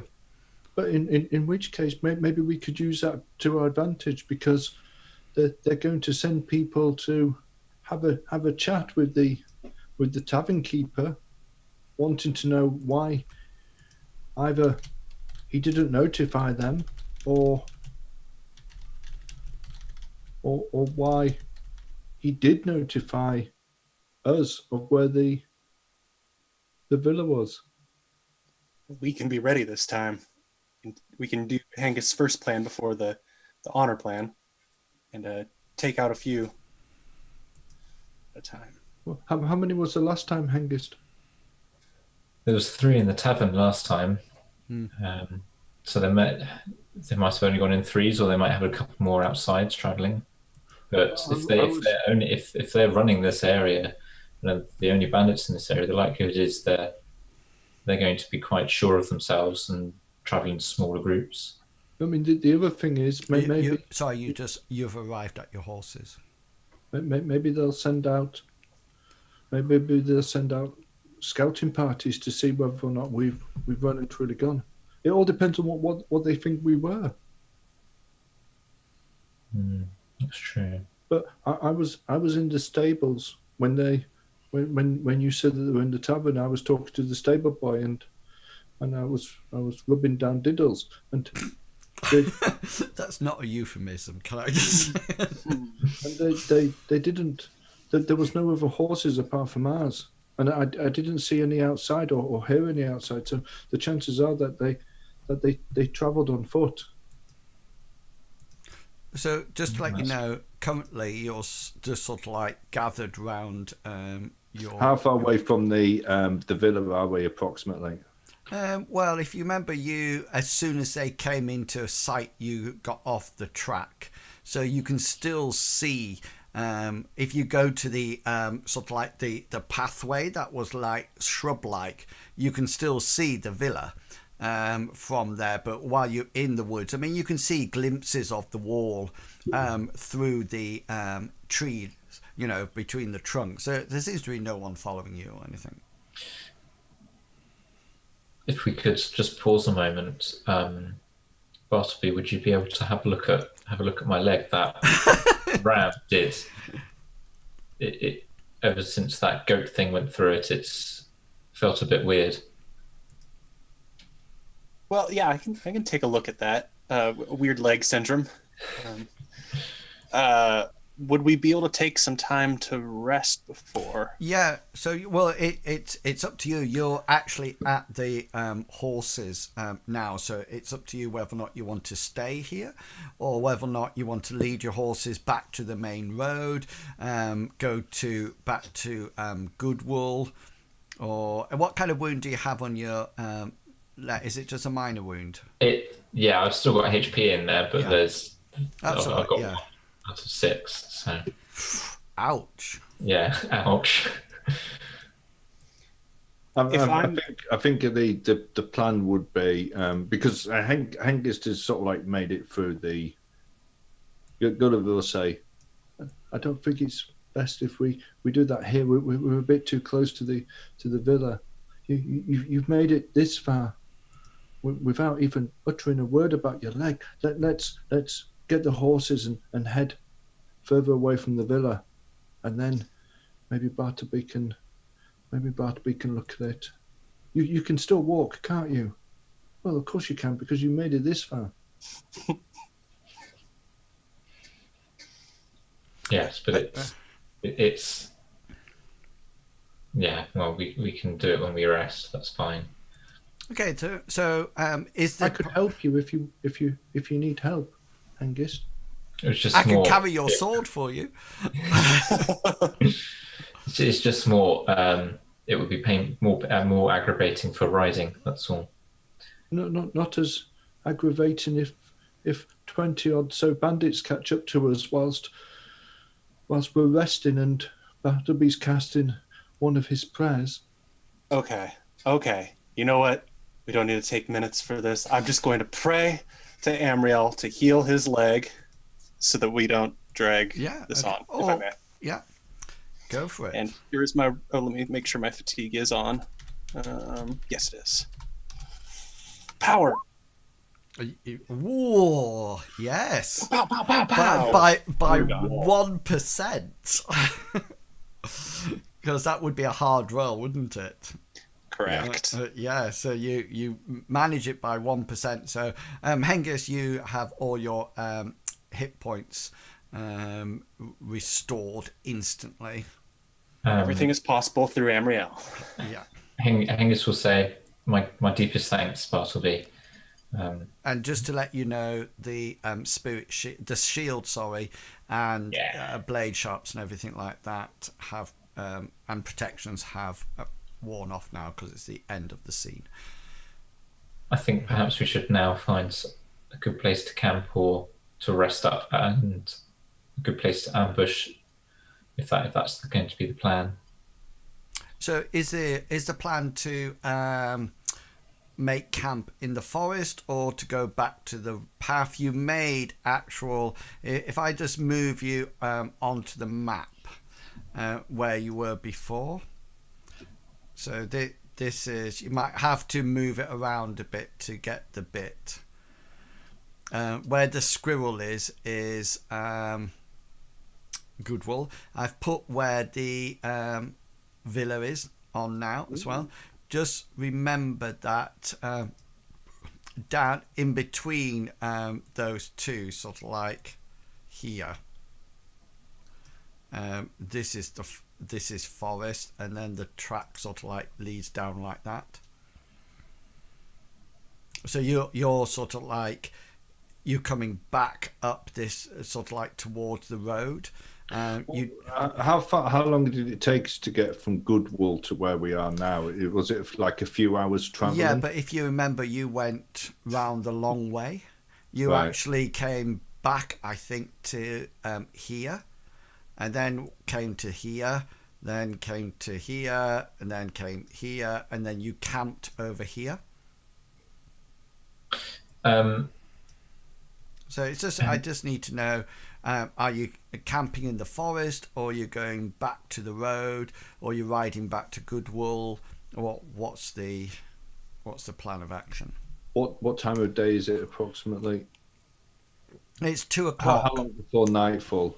Well, it starts getting dark about 6ish, and it's about 2:00 in the afternoon now. And when we had the encounter, well, Hengist saw the other people in Goodwool.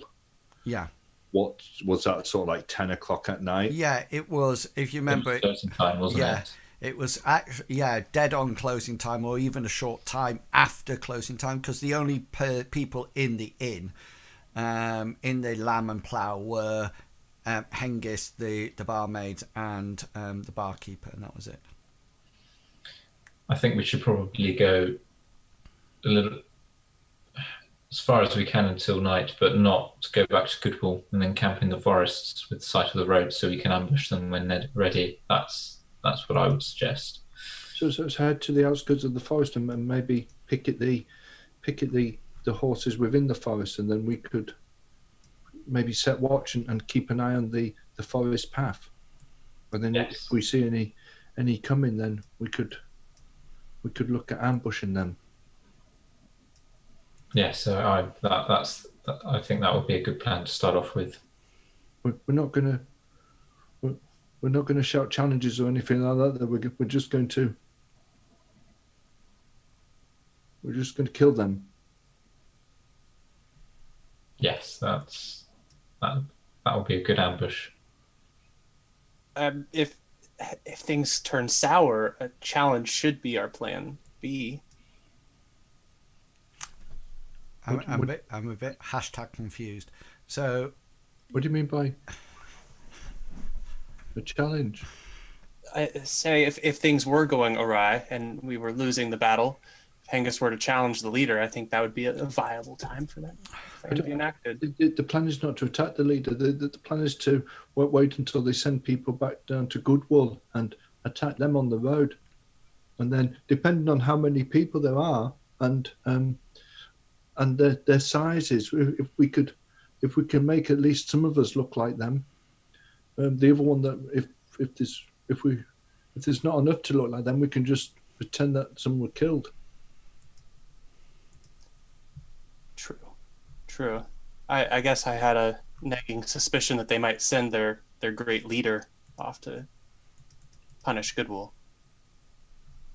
I mean, it's a possibility, but from the information we got from the town, he doesn't tend to leave. He doesn't. That's where what Mike said. Obviously, Lucius's manor, if at all. Why don't you think he leaves the manor? He doesn't need to. He's got enough people to do whatever he wants them, whatever he needs. And on a side note, why would they punish Goodwool when they do not know we came from Goodwool? They thought that Goodwool was responsible for keeping them informed or something. They may just get angry. Not really that Goodwool was responsible, but I mean, we killed one of their people. Wouldn't they be mad? If one of you died, I'd be filled with rage. Yes, but as far as they know, he owed me money. I doubt they would have believed that. Okay. So you wish to camp. You're making a camp. Horses in the forest. Just picketed inside the forest. And you're camping outside the forest. Yeah, or inside. On the edge. Yeah. On the edge of the forest, yeah. Yeah. And if 3 bandits or 4 bandits or 5 bandits, I presume you're quite close to the road, are you? So the plan is for somebody, the people that are on watch, to keep an eye on the road. Okay. Going up towards going both ways. I'm just interested. I know you said that you would attack the bandits on the road if they came down. So I was just trying to ascertain almost like the distance away from the road, because obviously we would come out of the sort of like the forest, on the outskirts of the forest, to attack them just before they got onto the road. Okay. With me? No. So, let me just the corner of the path going to Lucius's manor, and then when it goes to the main road. So we're on that sort of corner place. So we're you're actually sort of like waiting here. It's very hard for us to tell because that just looks so big, so quick. So if that's I can't draw on that. If you you could just size it, and then you can see it. Is draw tool. I'm zoomed in maximum. Go. So that green bit there is the path. That's not really a path. So you sort of like came. This is where you came in from on the forest, if that makes sense. So it's sort of where my red blob is. I thought we were going to do it. Yeah. That's. I thought you were doing it where the yellow blob was. Okay. Yeah. No, that's fine. And my query is, and it's mainly just for combat purposes, was how far away from the road is the camp. So for example, if I put it into sort of like combat terms, say for example 3 bandits came down the road, they would be walking. Number one, are you far enough away or into the forest so they can't see you or the fire or whatever? Well, especially a cold camp anyway, rather than okay then. So are you in the forest then? And I assume you would be in the forest rather than outside the forest. And the other thing is, how far away from the road? So for example, you are 10 meters away, then when you see them, you have a 10 meter movement to get to the road. That's what I'm trying to ascertain. Or they have a 10 meter movement to get to you. Right. Okay. So whoever's on guard is going to be in the forest, but at the edge of it, so that they can keep an eye on the road going in both directions. Yeah, that's. And the people who are camping are going to be 10 meters into the forest. Okay. So they're hidden from the road coming from Goodwool, but also hidden from the road in the forest. Yeah. Okay. So it's like if you're woken up in order to get to the road, that would be 10 meters. And you mentioned those are the people in the camp. Is the person who's looking out? There's going to be there's going to be 2 people awake at all times. Okay. 1 person is going to be with the other 2, which are sleeping. Okay. Within the forest. The other one's going to be watching the road, and we are going to have an alarm call. It's not the hoot of the owl again, is it? No. It's going to be the howl of a wolf if they see anything coming from down the road. Okay then. So if they hear anything, the one who's watching the road is going to make a noise like a wolf, and if the other person that's with the 2 that are resting hears it, they will then wake those up. Okay, so the first thing I need to know is that, say for sake of argument, we'll say that it's going to be 6 hours throughout the night. So I just need to know which 2 people are on the first watch, and which 2 people are on the second watch. I'd like to know who can make the howl of a wolf. Yeah, well, I found a skill to do with that, so I was just going to roll when Yeah. Just Gulliver is going to take the first watch. Okay. Hengist will probably take the first watch with Gulliver unless it's decided otherwise. Okay, so Hengist will be on the road and Gulliver will be in the camp. Okay. For the first watch. Which leaves Hasbro and Bartleby for the second watch. Is that a good watch? I'll just do what I'm told. I'd like some good moon time on my watch, ideally. Yeah, so you're only going to get about 3 hours sleep, aren't you? Because it's about 6 hours from beginning to... So both spellcasters, you won't be able to fully replenish your spell points. No, because but you're only having like...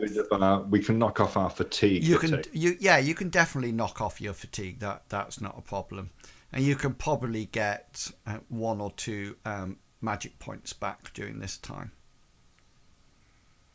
Okay, then. So I'm sort of like thinking that I'll put 1 back.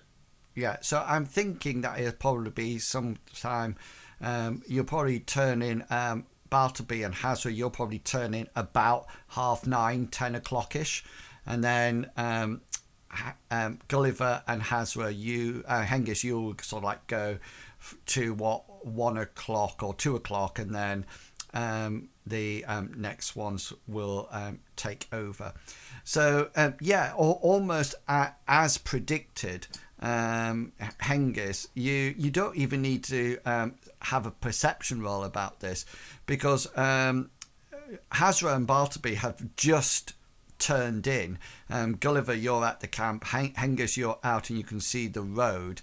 About 10. So this is what 3? This is coming up to the 7th hour. No, 7th hour of.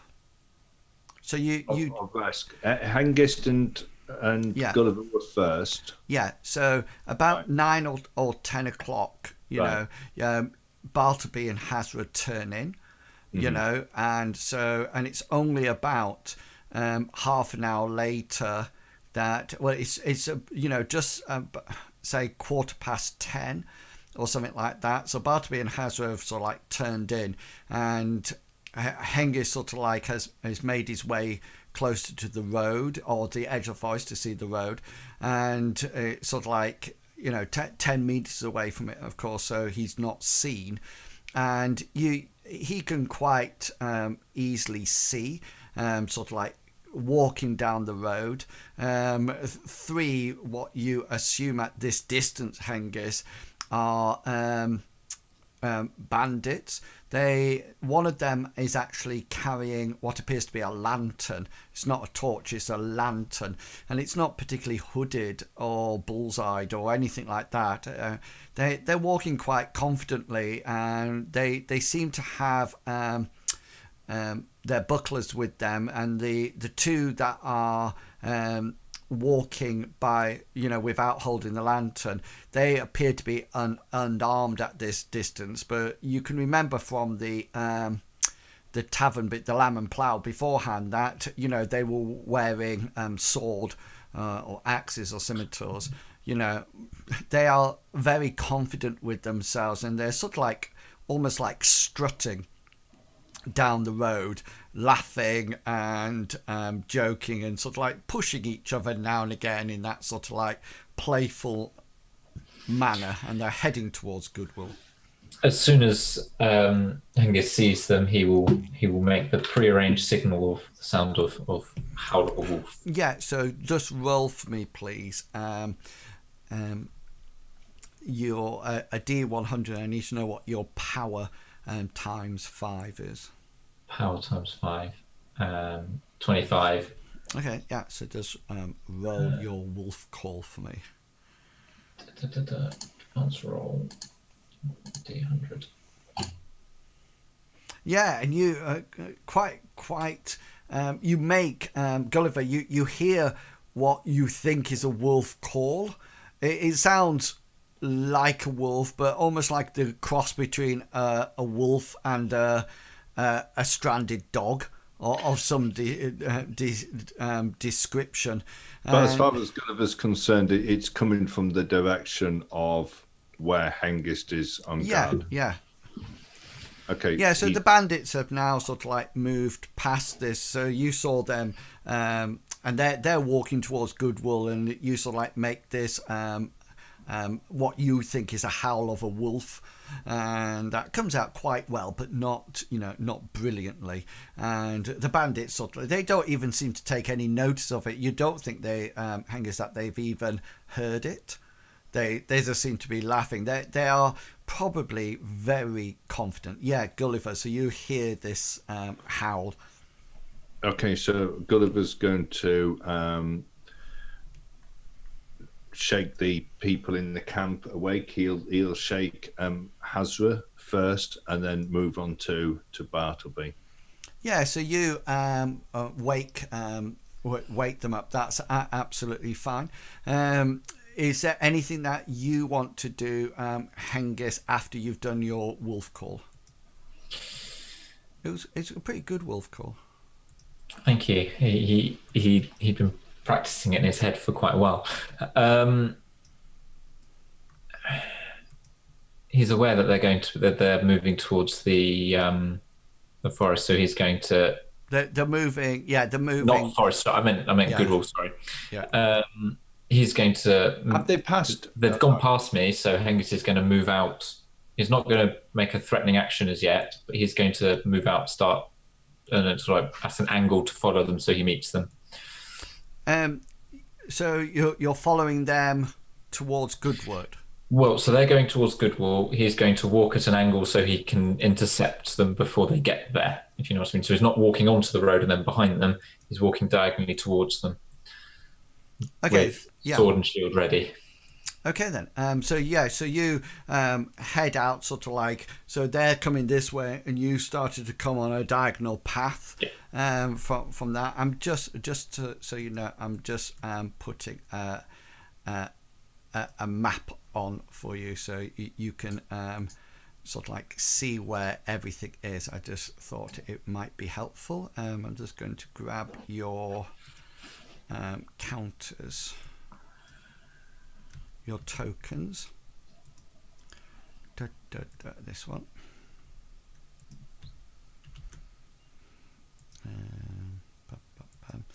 Yes, so Gulliver, you have woken up the other two. You guys haven't had much sleep at all. You just sort of like dozed off when Pow,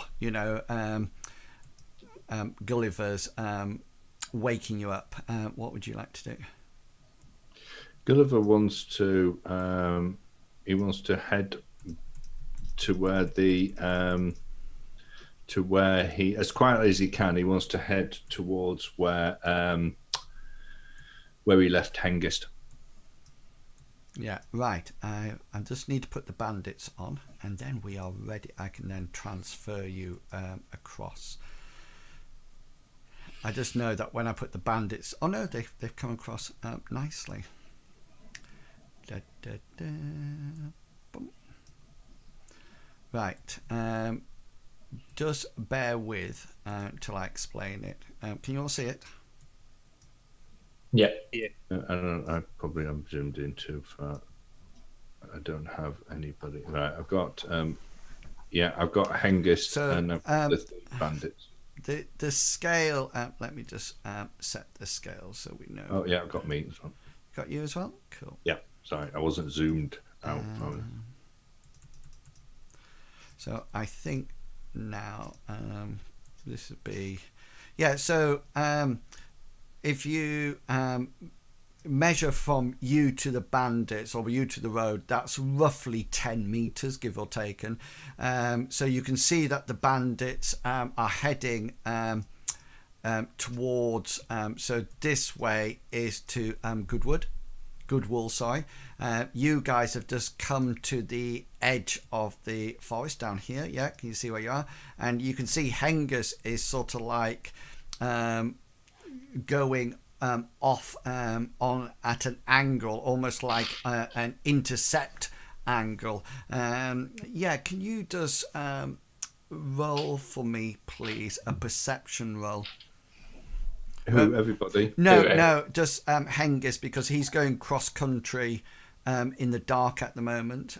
Sorry, you guys can see the bandits because one of them's got a light. Yeah, and Hengist, you're sort of like walking along, but you keep sort of like stumbling and sort of like hitting things, you know, like rocks and sort of like roots, etc., etc. And I'm just going to make a perception roll. Yeah, go for it. Gulliver, Bartleby, and Hazra. What's the plan? We don't know that Hengist has gone off in an intercept course. You can you probably can see him every time the moon passes from beyond from behind a cloud, etc. Okay. Gulliver's going to attempt to howl like a wolf. Okay then. And what about Hazra and Bartleby? What do you guys wish to do? If Hazra is hesitating, then I still think we're doing the ambush plan, and I'm going to, as quietly as I can, pray for his protection and safety. Oh, nice. As he obliterates our foes. So go for it. And let's see, pow and pow. Oh. Obviously, not being, despite, just as you cast the spell, a cloud passes over the moon of Amriel, and you stutter slightly on the words as you suddenly feel somewhat disconnected in that moment before they think, and don't forget to reduce your magic points. Hazra, so when Gulliver touches his shoulder, Hazra jumps up and grabs his spear and then realises it's not there. Correct. That's it. Okay, so you're sort of like all stood there. Okay then, so yes, so these bandits are continuing to move towards Goodwool. So Hengist, what would you like to do?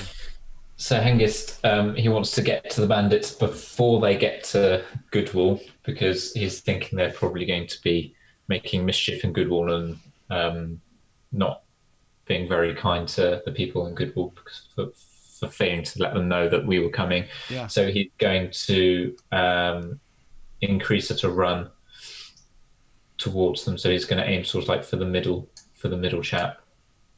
Okay, yeah. So what's your? So he's running towards. Yeah, he's running towards them. So what's your running speed? My running speed is 15. 15. Okay, then let's see where we get you to. Yeah. So is the case? Are you engaging in combat?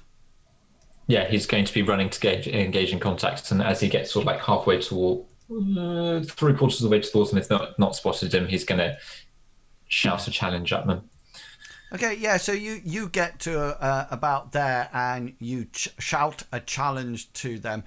Gulliver, Hazra and Bartleby, you hear this challenge and you see the people here sort of like turn around to see the challenge. And you, because you can see the light in the distance, guys, you can sort of like see glimpses, it glistening and glimmering of weapons that are drawn. And you, as Hengist calls out and continues to move towards them, you can tell, all of you can tell, that the lantern is actually down on the ground as Hengist moves into combat. So guys, what you guys who are still there, you're more than welcome, because they have to move Hengist needs to move there, so you'll have a sort of like 6 seconds, one sort of like round to do anything. You can do one action, just like Hengist has just got there. What is there anything that Gulliver, Hazra, and Bartleby would like to do? Yep, Hazra's will draw his scimitar. Cool. As soon as Hengist gives this challenge, Gulliver goes as his free action. It's not the plan. It's not the plan. There's too many things we can't explain. And he's going to start heading up towards the road. He's going straight. He's not going at an angle. He's going straight up onto the road. Okay. How far is it? Did you measure it? I didn't measure it. No, I will do now. It's 10 meters. Yeah, of course it 10 is. meters. So I can. My run is 17. Okay, so that's fine. You can run up there. So you'll be there when we roll combat. Hazra, you're drawing your scimitar, and Bartleby, what would your action be? You muted. Dead. Sorry about that. I'm running, and my run is a 16. Okay, and you're running to... following behind Gulliver, the most efficient way to get on the road so we can see Hengist slaughter some bandits. Cool. Excellent. So you're running to the road, so you're going with Gulliver. Okay, then. So are you going to Gulliver, or are you heading cross-country to Hengist? Bartleby? Wait, what? Gulliver's Are you up going here. with Gulliver or heading cross country to Hengist? Oh, I was following behind Gulliver. Okay, yeah, that's absolutely fine. Okay, then, guys, let's have some initiatives.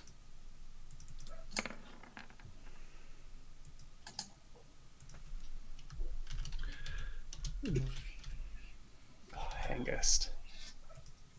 Can I can't seem to select my token. Can you do it now? Was it just because it... No, I don't know how. Oh, I know. Sorry, it's my fault. Measurement tool. I still have my my map thing on. Yeah, I've just done that as well. I did the same thing. I didn't. I'm getting a lot of 14s. Okay.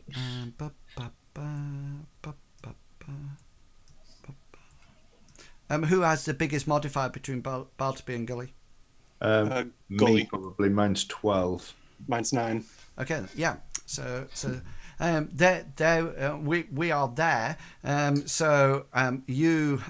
The combat round starts with Hazra. You've got your weapon drawn down there. Bartleby and Gulliver, you are virtually at the road. Hengist, you have engaged in combat with Bandit 2, and Hazra, it's your turn to go.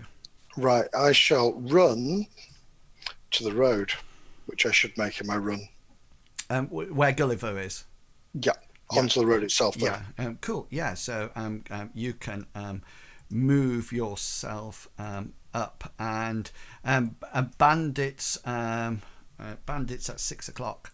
It's time to have some battling. So this is I can't find his I know why. No, that should... I use the bandits. Why is that not opening? Oh, there it goes. Haha, got ya. Yeah, okay then. So they've got swords out. They look like they're sort of like some kind of curved blade. Basically, just so you know, the one in front of you will actually take a swipe and hits. Yeah. Angus will try and parry. Okay. Deflect on his ship. Go for it. This is Bandit 1. What weapons have you got out? So I said before he started to attack them, he had his sword out and his shield on his arm. And when was that? So That was before I started even. That's after I howled and I said, as I'm moving towards the bandits at a diagonal angle, he has his sword and shield. Right. Sword out and shield on his arm. Okay, I must have missed that, but and that's not a worry. Okay then. So are you parrying it with your shield or with your weapon? So he's going to take it on his. He's going to take their attack on his shield. Okay then. And how big's what's your size of your shield? So my shield is. Oh no, it's not the size large. It's the size medium one. I haven't changed it from it was the shield of Amriel, so it's medium. Yeah. So that's fine. That stops the damage going in, and then Bandit 3 comes to. There's bandits at 3 o'clock and bandits at 9 o'clock as they use their movement to step into combat. Obviously, they can't attack. And Gulliver. Gulliver is going to continue making his way up onto the road, and he's going to. I suppose, can he see the bandits once he gets onto the road? Well, you can see the combat. It seems to be a blur of shadowy figures because remember the lantern is actually it's sort of like here. Right. Okay. He's going to close to here. Okay then. I mean, I can move. I can run at 17. So yeah, that's absolutely fine then. So that's Gulliver. Bartleby, you're up. Would I be able to run after him? My run is a 16, and I presume there'd be some kind of wiggling about there. Yeah, you'll be able to run up to Gulliver if you wish. Yeah, no worries. Cool. Excellent. So that takes so that's Bartleby. So Hengist, we're up to you. Okay. Hengist is going to attack the chap in front of him. So he's taking the blow on his shield and throws quickly up with his sword. Okay, and he will attempt to. He fails his parry. So you will get. You will get 2 crits. Two special, sorry. One that can be a crit. Okay, so he's going to use bypass armor. That's the crit one. Okay. And then the other one will be bleed. Okay, cool. Then I want my hit location. Left leg. Just 1 second. And then I did bypass armor, didn't I? So that's what I want.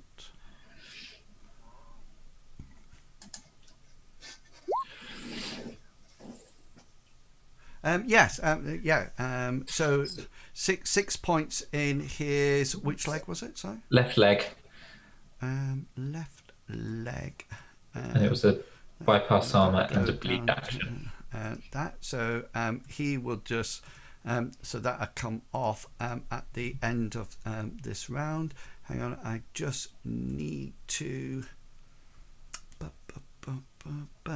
Just needs to make a endurance check, which he fails. So you slice across his what was it, left leg. You sort of like cut with your critical. You sort of like slice completely through his armor, and you sort of like slice it across his leg, and it starts to bleed, and he sort of like lets out a howl of pain and falls prone onto the floor. And that's your attack. Yeah. Okay then. So this is combat turn 2, and Hazra, you're first. Yeah, I will move up to this chapter here, which I can just do. Okay then. Cool. Bandits turn now. So Hengist, this is the attacks coming off from the other two bandits coming into you. This is one of them. One of them misses, and the other one hits. He will parry the second one, the one that hits. Yeah. Okay, then go for it. And he's parrying it again with his shield. Yeah. Yeah, and that he sort of like lashes out, and it sort of like hits your shield, and the guy on the floor starts to try to crawl away to disengage in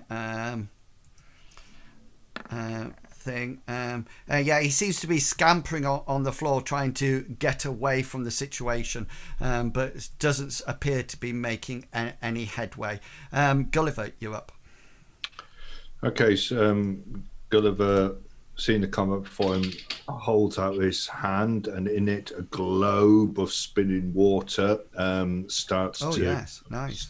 swirl in it, getting slowly bigger as he starts to cast the following spell, which takes three turns. Yeah.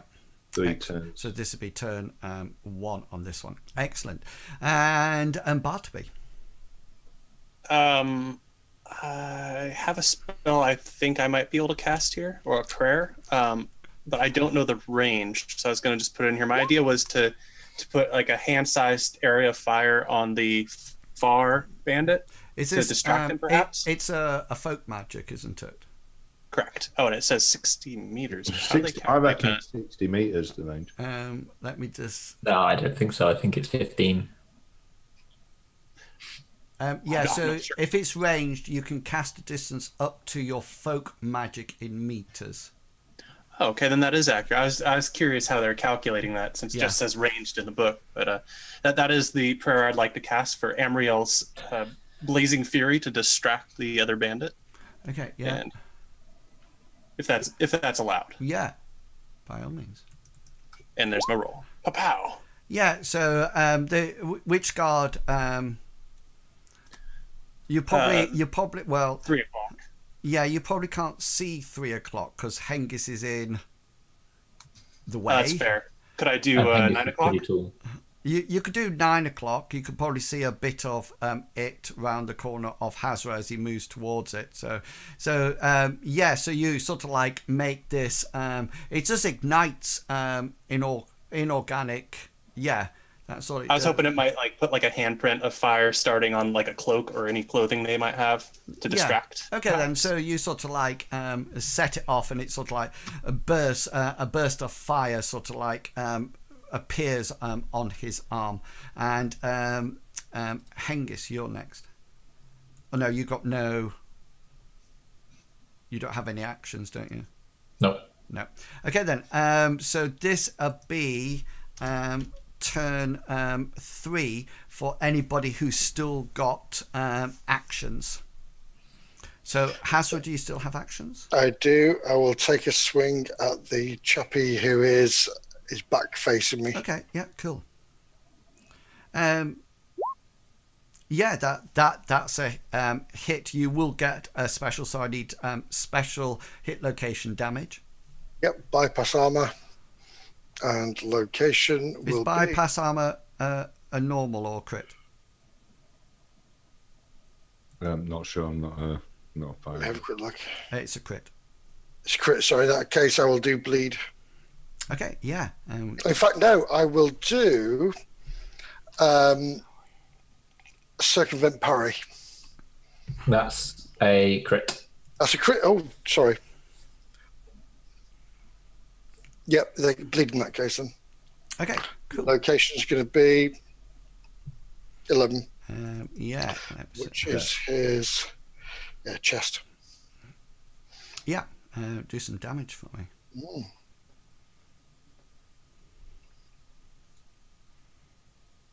Ouch! Oh, that hurt.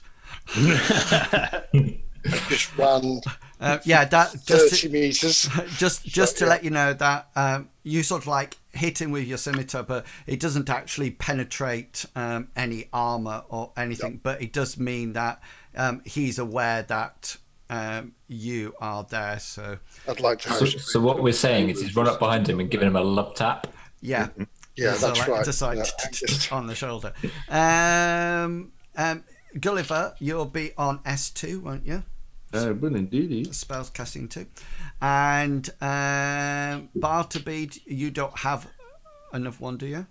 No, I'm just watching my and fire. Hengist is out.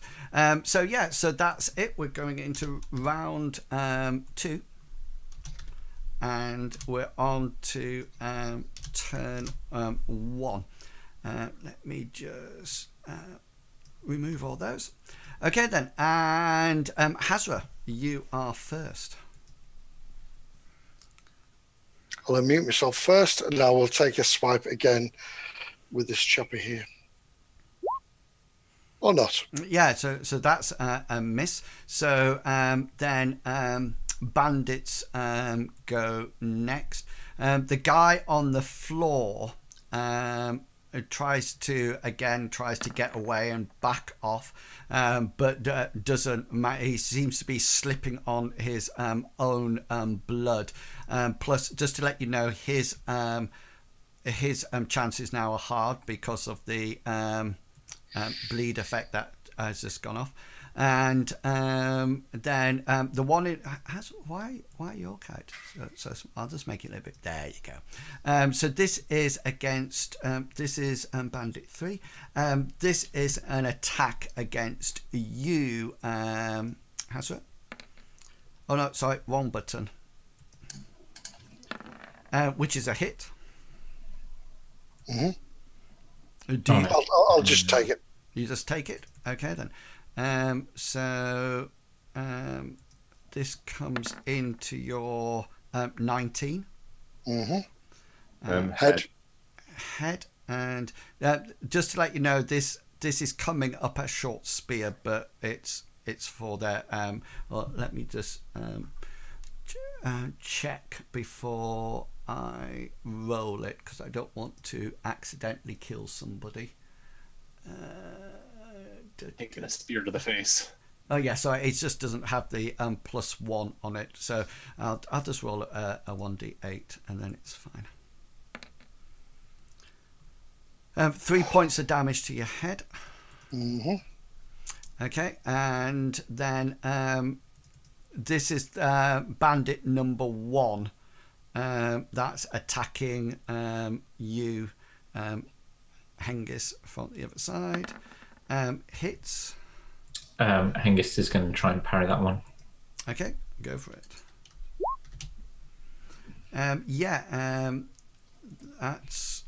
That's your parry. So I presume you got a medium weapon. Yeah, sorry, sorry, I didn't say it would have been on my shield again. Yeah, you always okay. default to just parrying with shield. Cool. And so that's the bandits done.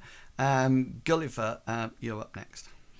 Okay, this is the S3, third round so your spell comes out.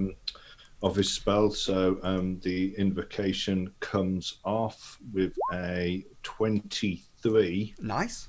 And as he closes his hand around the ball, it disappears, but then it almost like focuses round the swords of the bandits that are there, and he's going to try to summon them. Okay, so did you shape the spell to increase the number of... I did range to 15 and targets to 3. It's just that it says targets 2 on your spell description. All right, does it? All right, in which case I would do 2 targets. Yeah. I might have left the one that was on the floor. Okay, then. So it's bandit 1 right. So I get an evade roll, don't I? Yeah. Yeah, as you try to yank the spears. Swords out, scimitars out of them. Where's my evade? There you go. This is 3. It gets a 31. Is this opposed to from your roll? I believe so. It is normally, isn't it? Yeah. So they both succeed. One's get a 31 and one gets a 24. Right. So I'm higher on both of them, aren't I? Yeah. Yeah.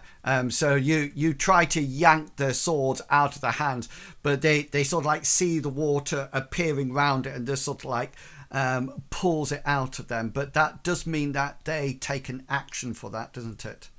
Does it mean that they're prone as well, or?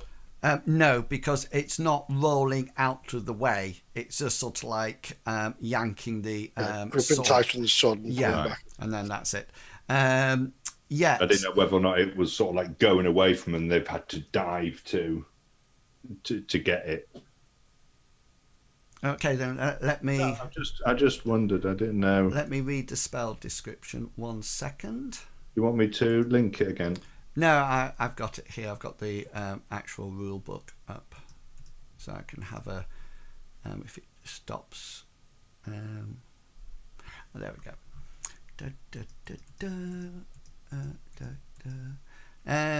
Who's after Bartleby? If you want to let me know what you're doing. I'm moving to get a better view of the action. Take a good pitch. Which is just moving forward. Forward from my perspective, I guess. 6 meters. Okay, here we go.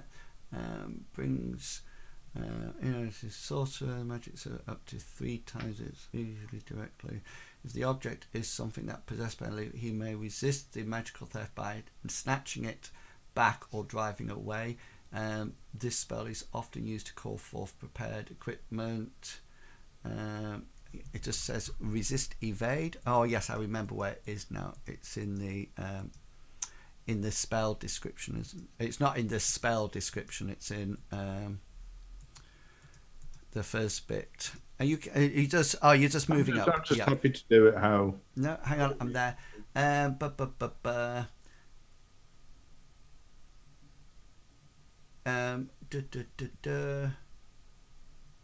Offensive spell allow the target to make an opposed test of their endurance, willpower, or evade, as specified by the spell, against the casting roll of the sorcerer. We've done that to avoid the spell effect entirely. To resist using evade, the character must spend an action, a combat action. Yes, which they do. I don't think it. I think it's just an opposed roll rather than they're not actually evading. It's just what they're doing, but they do have to do a spell resist roll. So they've taken the action. I will check that. Okay. Hengist, you're up. Okay.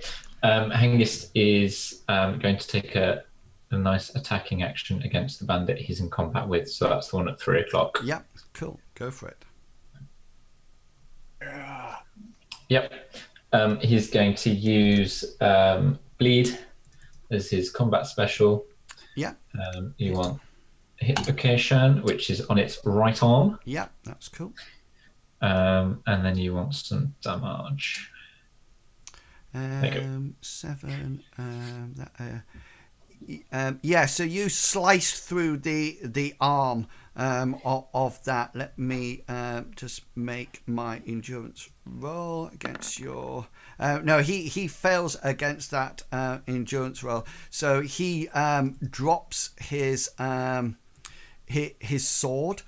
Because that was in his right arm, so you sort of like slice through, and you can see the blood sort of like coming from the wound that you sort of like cut through the armor, and he sort of like lets out a howl and sort of like drops his sword, and we will go into still combat round 2, turn 2, and we're up at the top with Hazra.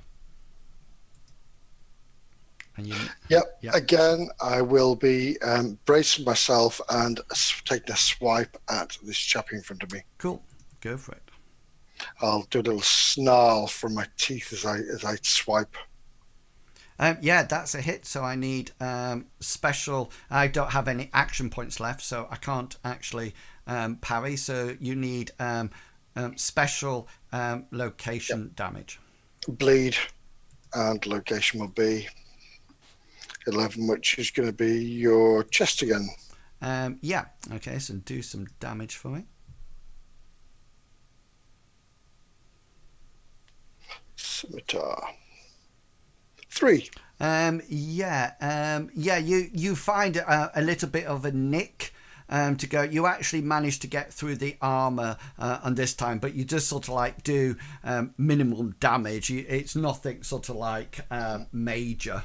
You just sort of like find a little gap with the point of your sword. You need to make an endurance check for my bleed. Yeah, at the end of the round. Oh, sorry, my apologies. Yeah. And that's so these are bandits. My bandits can't do anything because we've used up our actions. So Gulliver, you're up. Okay, Gulliver's casting a spell at that one there.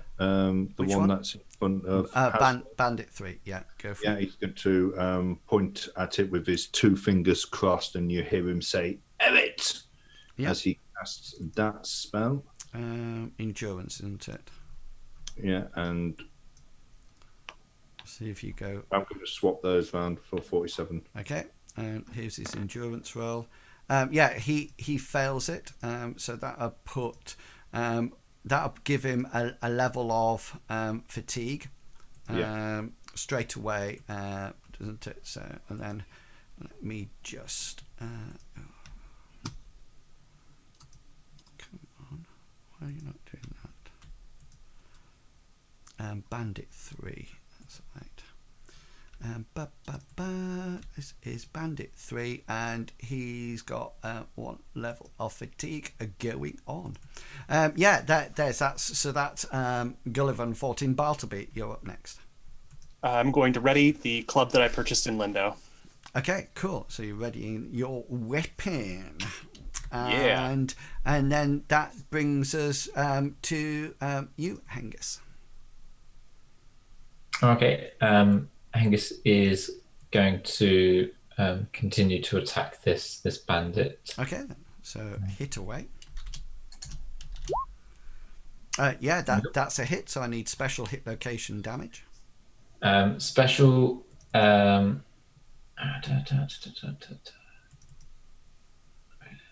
use bleed. He'll use impale. Try and finish him off. Okay. And you want your hit location. Right leg. Okay, yeah, so roll 2 lots of damage. 1 damage. I'll take the first one for 9. That's 9. That's going out on my leg. This is Bandit 1, isn't it? Yes, I think so. Yeah, it is. For some odd reason, won't let me access the sheet. So that's going to what was this? His right leg. So that's the 9's good. I need to make an endurance check against your original roll, which was he fails that. So that leg collapses from underneath him, and with a massive gash in it, and he also falls prone onto the ground. Okay, then I have no actions left, so I can't do anything at all. Gulliver, you're up. Gulliver is going to again point at this bandit with his fingers crossed, and you hear him say, sorry, which bandit was it? Sorry, the one that's in front of Hazra. Yeah, number 3. Yeah, thank you. You hear him say, "Idaballad," as he casts this spell. Oh yeah. You don't get anything. I don't get anything. So as the spell comes off, so it'll be a 1d6 now. Yeah, the blade of the, was it a short sword? It's like a long sword. It's like a scimitar in shape. The blade of the scimitar just starts to become tarnished and rusted as it loses its edge completely. I'm trying to think of a nice symbol to put on for that. We'll put the spanner on. Excellent. Bartleby. Spanner? Yeah, because it needs repairing. I don't think I have any action points left. Okay. We're on turn 3, yeah? No, we're on turn. Turn 2. 2. Yeah. Then I'm ahead of myself. I guess I will move up to engage over here with the hazardous opponent, even though I'm not really a threat. Okay, cool. And yeah, Hengist, you're up. I believe I am out of actions. Okay, cool. And so, does anybody have any actions left for the third round? Yeah, I Third should have turn. one left.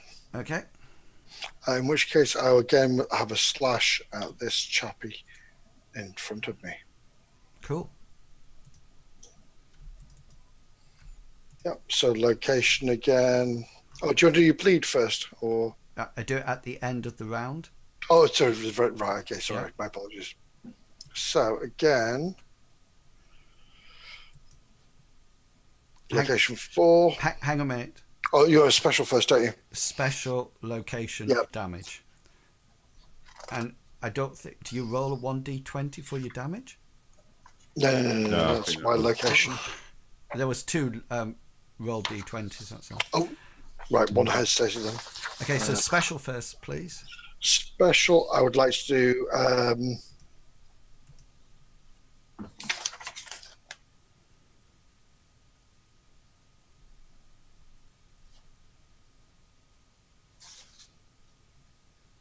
I'll do the bleed just in case. Well, it doesn't. Bleed's not stackable. It's not stackable. But it's not stackable, isn't it? No. Right. Okay. In which case, it could be a impale for a thrust, Okay then. and that would be location 10 was my first d20 roll. Damage wise, 6. Yeah, so I'm just seeing whether or not your scimitar can actually impale. Not thought so. I guess because it is a curved blade, I guess it'd be harder than It a wouldn't be able. longsword. No, exactly. No. Yeah, they're custom No, weapons, aren't a saber can impale, a rapier can impale, but a scimitar can't impale. So that Okay. so I just need to know your special. We'll just take Well, that. disarm opponent then in that case, then, if possible. You wish to disarm the opponent. Okay then, cool. So what do I need to roll? Not yanks, twist opponent hand in hand. Opposed roll is combat style versus original roll. So it's just my combat Yep. style then that I need Disarming to. the character's weapon increases. Right, okay. Yes. What was your original roll? It was 25. So I fail. So you disarm your opponent. So he's now has no weapon. So the you notice that all the blade turns to rust, etc. Gulliver, and then Hazra yanks it out of the guy's hand. So he's now has no weapon, and that brings us to the. Is that everybody? Does anybody else have an extra turn? Nope, I don't. Gulliver. I believe I do. Yes, You do. So Gulliver is casting a third spell, pointing again with his fingers crossed at the bandit that's fighting Hazra. You hear him say, "Not Persid," as he casts that spell. So you can have an endurance roll against it. If I succeed, I do indeed. He fails. So. Okay, so you are taking. I'll do my location first. Sorry. So this is coming to your. Change to D20. This is coming to your left leg. Yeah. And you are taking 2 points of damage.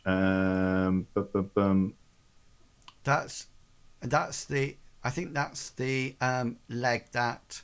Well, it is. Isn't that the leg that Hengist right leg was his? And you. I'm against Hazra's. Oh, right, Hazra. Sorry. Yeah. Sorry. Is that 2 point then? 2 points. It ignores any armor on that. Yeah, so that's just the one. Yeah. Brilliant. And the one of the bandits made his endurance roll against the bleed, which is come off. The other two haven't, so they've increased. And Gulliver, Hazra, and Bartleby, you need to make endurance rolls ready for fatigue. Let me make sure I hit the right one this time. Oh, nice one, Hazra. Oh, you what? Yes. So, Bartleby, are you using up any luck to reverse it? Yeah, I'll use my last luck point. Okay, What could go wrong, guys? So we're going into combat round 3 now, and it's turn 1. And Hazra, you're up. You're muted, Hazra, or dead. Both, really. I'll take a swing at this guy. Yeah, you miss. Is that a miss? Mm-hmm. Yeah, it's a miss. Yeah. Okay, then. Bandits go next. So I'm just going to have a whole load of evade rolls to try to escape before being butchered. This is your evade roll for the one in front of you. That fails. The one up at the top gets a crit 1, so he deserves to fail, to pass. Let me just do the bandit on the other side. That fails. Hengist, if you wish to expend an action point, you can roll your evade to stop this guy at 12 o'clock crawling away from you. Oh, 12 o'clock? No, he's not going to. Okay, then. He's got his sword in the one to 3 o'clock anyway, so okay, he's cool. focusing on that. Yeah, so that's down. Yeah, so that's me done. Gulliver, you're up. Gulliver is going to start to cast a spell. Okay. The spell that he is doing will take 2 turns to come off, and the spell is that. Yeah, cool. Bartleby. I guess I'm gonna give a swing of my club to try and take out this active opponent. Yeah, cool. So let's see. I'll use my roll, which fails. Yep. Okay then. And Hengist. Hengist will try and pull the weapon out because he impaled that other chap. Yeah, that's true. Yeah. So that's a brawn roll, isn't it? Yeah, it is. Yeah, and I think I do half. I take half damage, don't I? Yeah. So I just roll it. I was just double checking. I just roll it, and then you take half of whatever I roll, isn't it? Yeah, I'm quite happy with that. 1. Yeah. So he actually needs to make another endurance roll because he's still got that which he fails on. Yeah. So this guy, as you sort of like yank it out of his, was it in his leg? I think. It was in his leg, yeah. You sort of like yank it out, and you sort of like you see a sort of like all the flesh sort of like rip and sort of like come out of the arm and sort of like and start to bleed profusely over the floor, and that brings us to back up to the top, which is combat round 3, turn 2. Hazra, you're up first. Rinse and repeat, as we say. So, see this guy still standing. Hazra takes a firm grip of his sword and swings. Yeah, that I hit. Okay, so special is going to be press advantage, as this guy's weaponless. Yeah. And location will just be... to let you know, that's a critical roll. Oh no, sorry, not by press armor. Your press advantage. Yeah. Okay then. Cool. Yeah. What do I get a roll for? Let's have a quick look. It's on my PDF. 18, yeah. Foe is forced to remain defensive, cannot attack the next turn. Okay, then. And damage-wise... Yeah, in my 18. It's 4. 18 is my... Oh, hang on,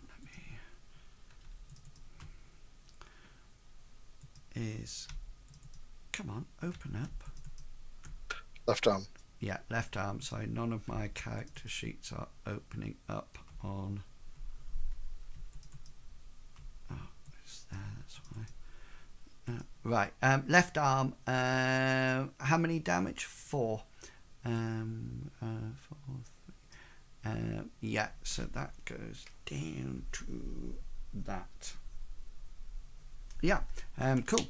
And is that now it's bandits? Yeah, bandits' turn, and they call out to you. They seem to be offering up their surrender, and they sort of like say, "We surrender. We don't kill us. We won't harm you.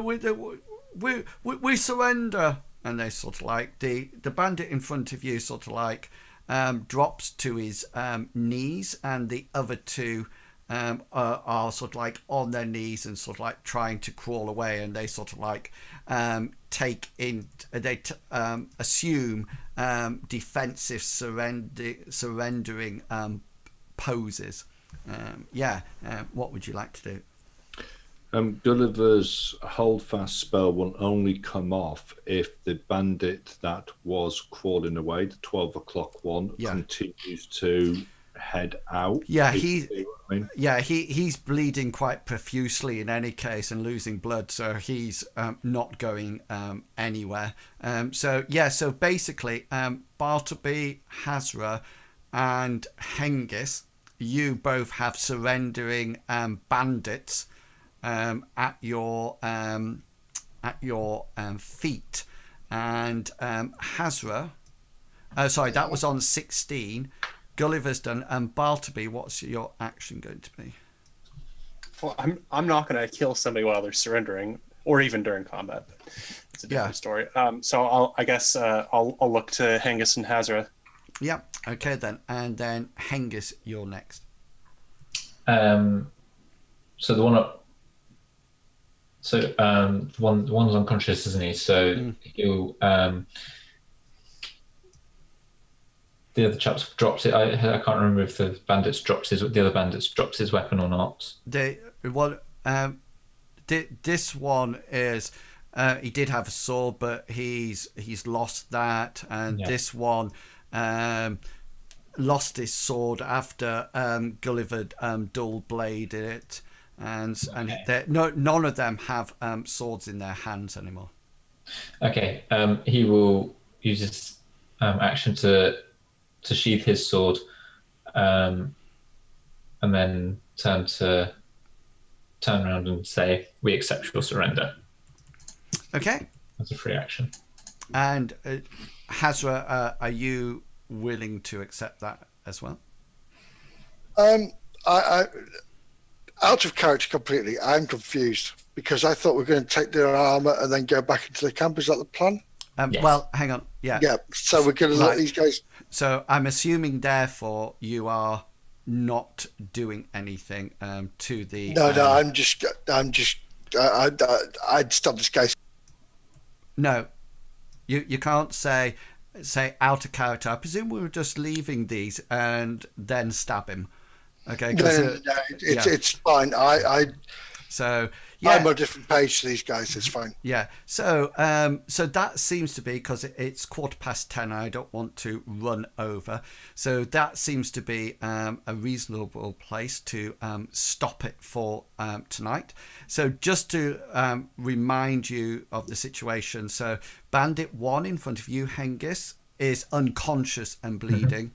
Bandit at 12 o'clock, just diagonally from you, Bartleby, is prone and bleeding, but sort of like scrolling away. And thank you for the anonymous gifter who just gifted tier 1 sub to Psychor 82. Thank you very much, whoever that was. I really do appreciate that. Yeah, that's very much appreciated. And the bandit in front of you, Bartleby, and Hazra is on its knees in surrender fashion, and that is where we will pick it up from next, not next Saturday, because I think Hengist, you're not here next Saturday. Hengist is not here next Saturday, no. Okay then, so guys, we can play.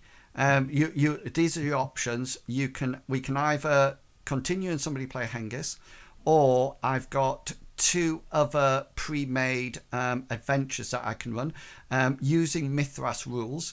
But in a different setting. So I've got a space age one, and I've got a superhero one as well. So they're both set in using the Mythras rule set. So you don't need to learn any more rules or anything like that. And I've also got prepared characters as well. So you don't even need to roll up characters. I think what we'll probably do, whichever one you decide to do, is that on the evening, there's another option, you don't have to play.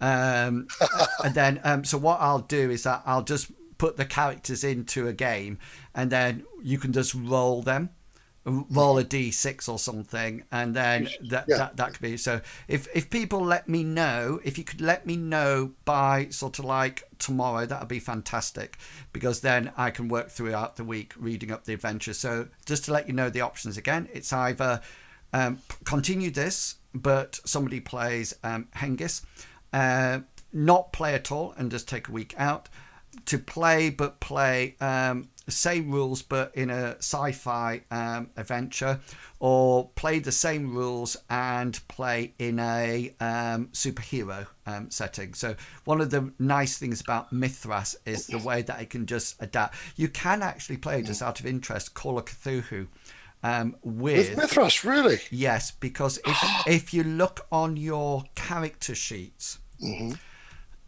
your character sheets, you have something called tenacity.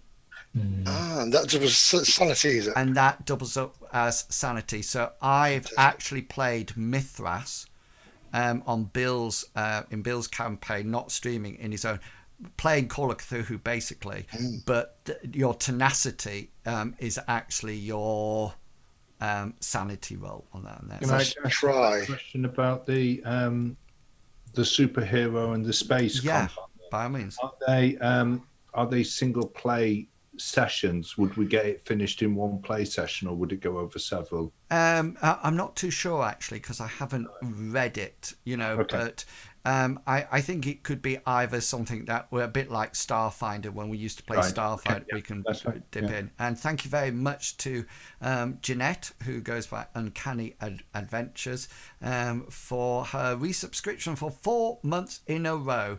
Thank you so much for that, and that helps support both the channel and my dream. Let me give some shout out. If you're looking for some fantastic Dungeons and Dragons fantasy role-playing games, so to speak, then do check out Uncanny Adventures.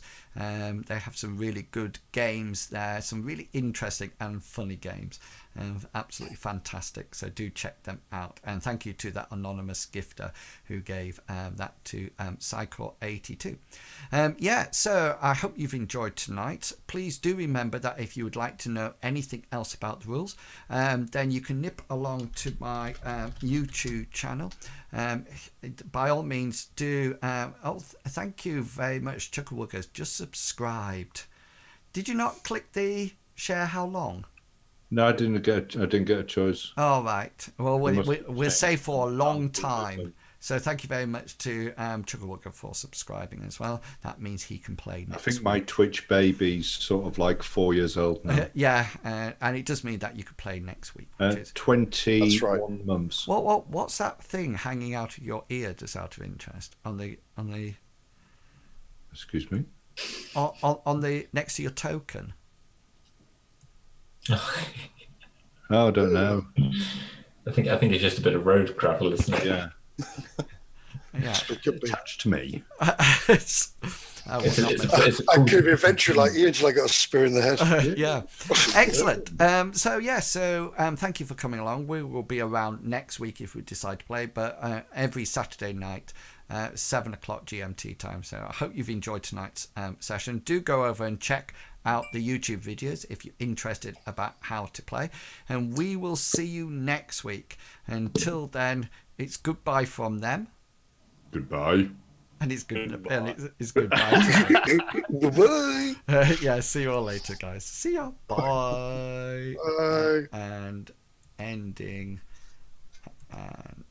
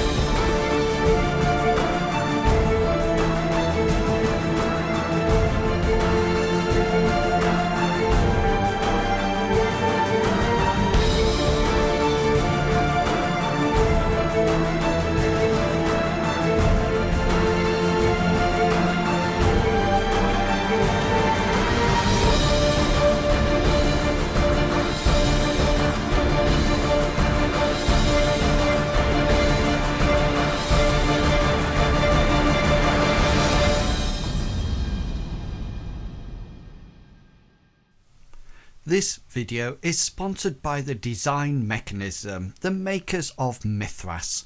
Mythras is a registered trademark of the Design Mechanism Inc., used with permission. All rights reserved.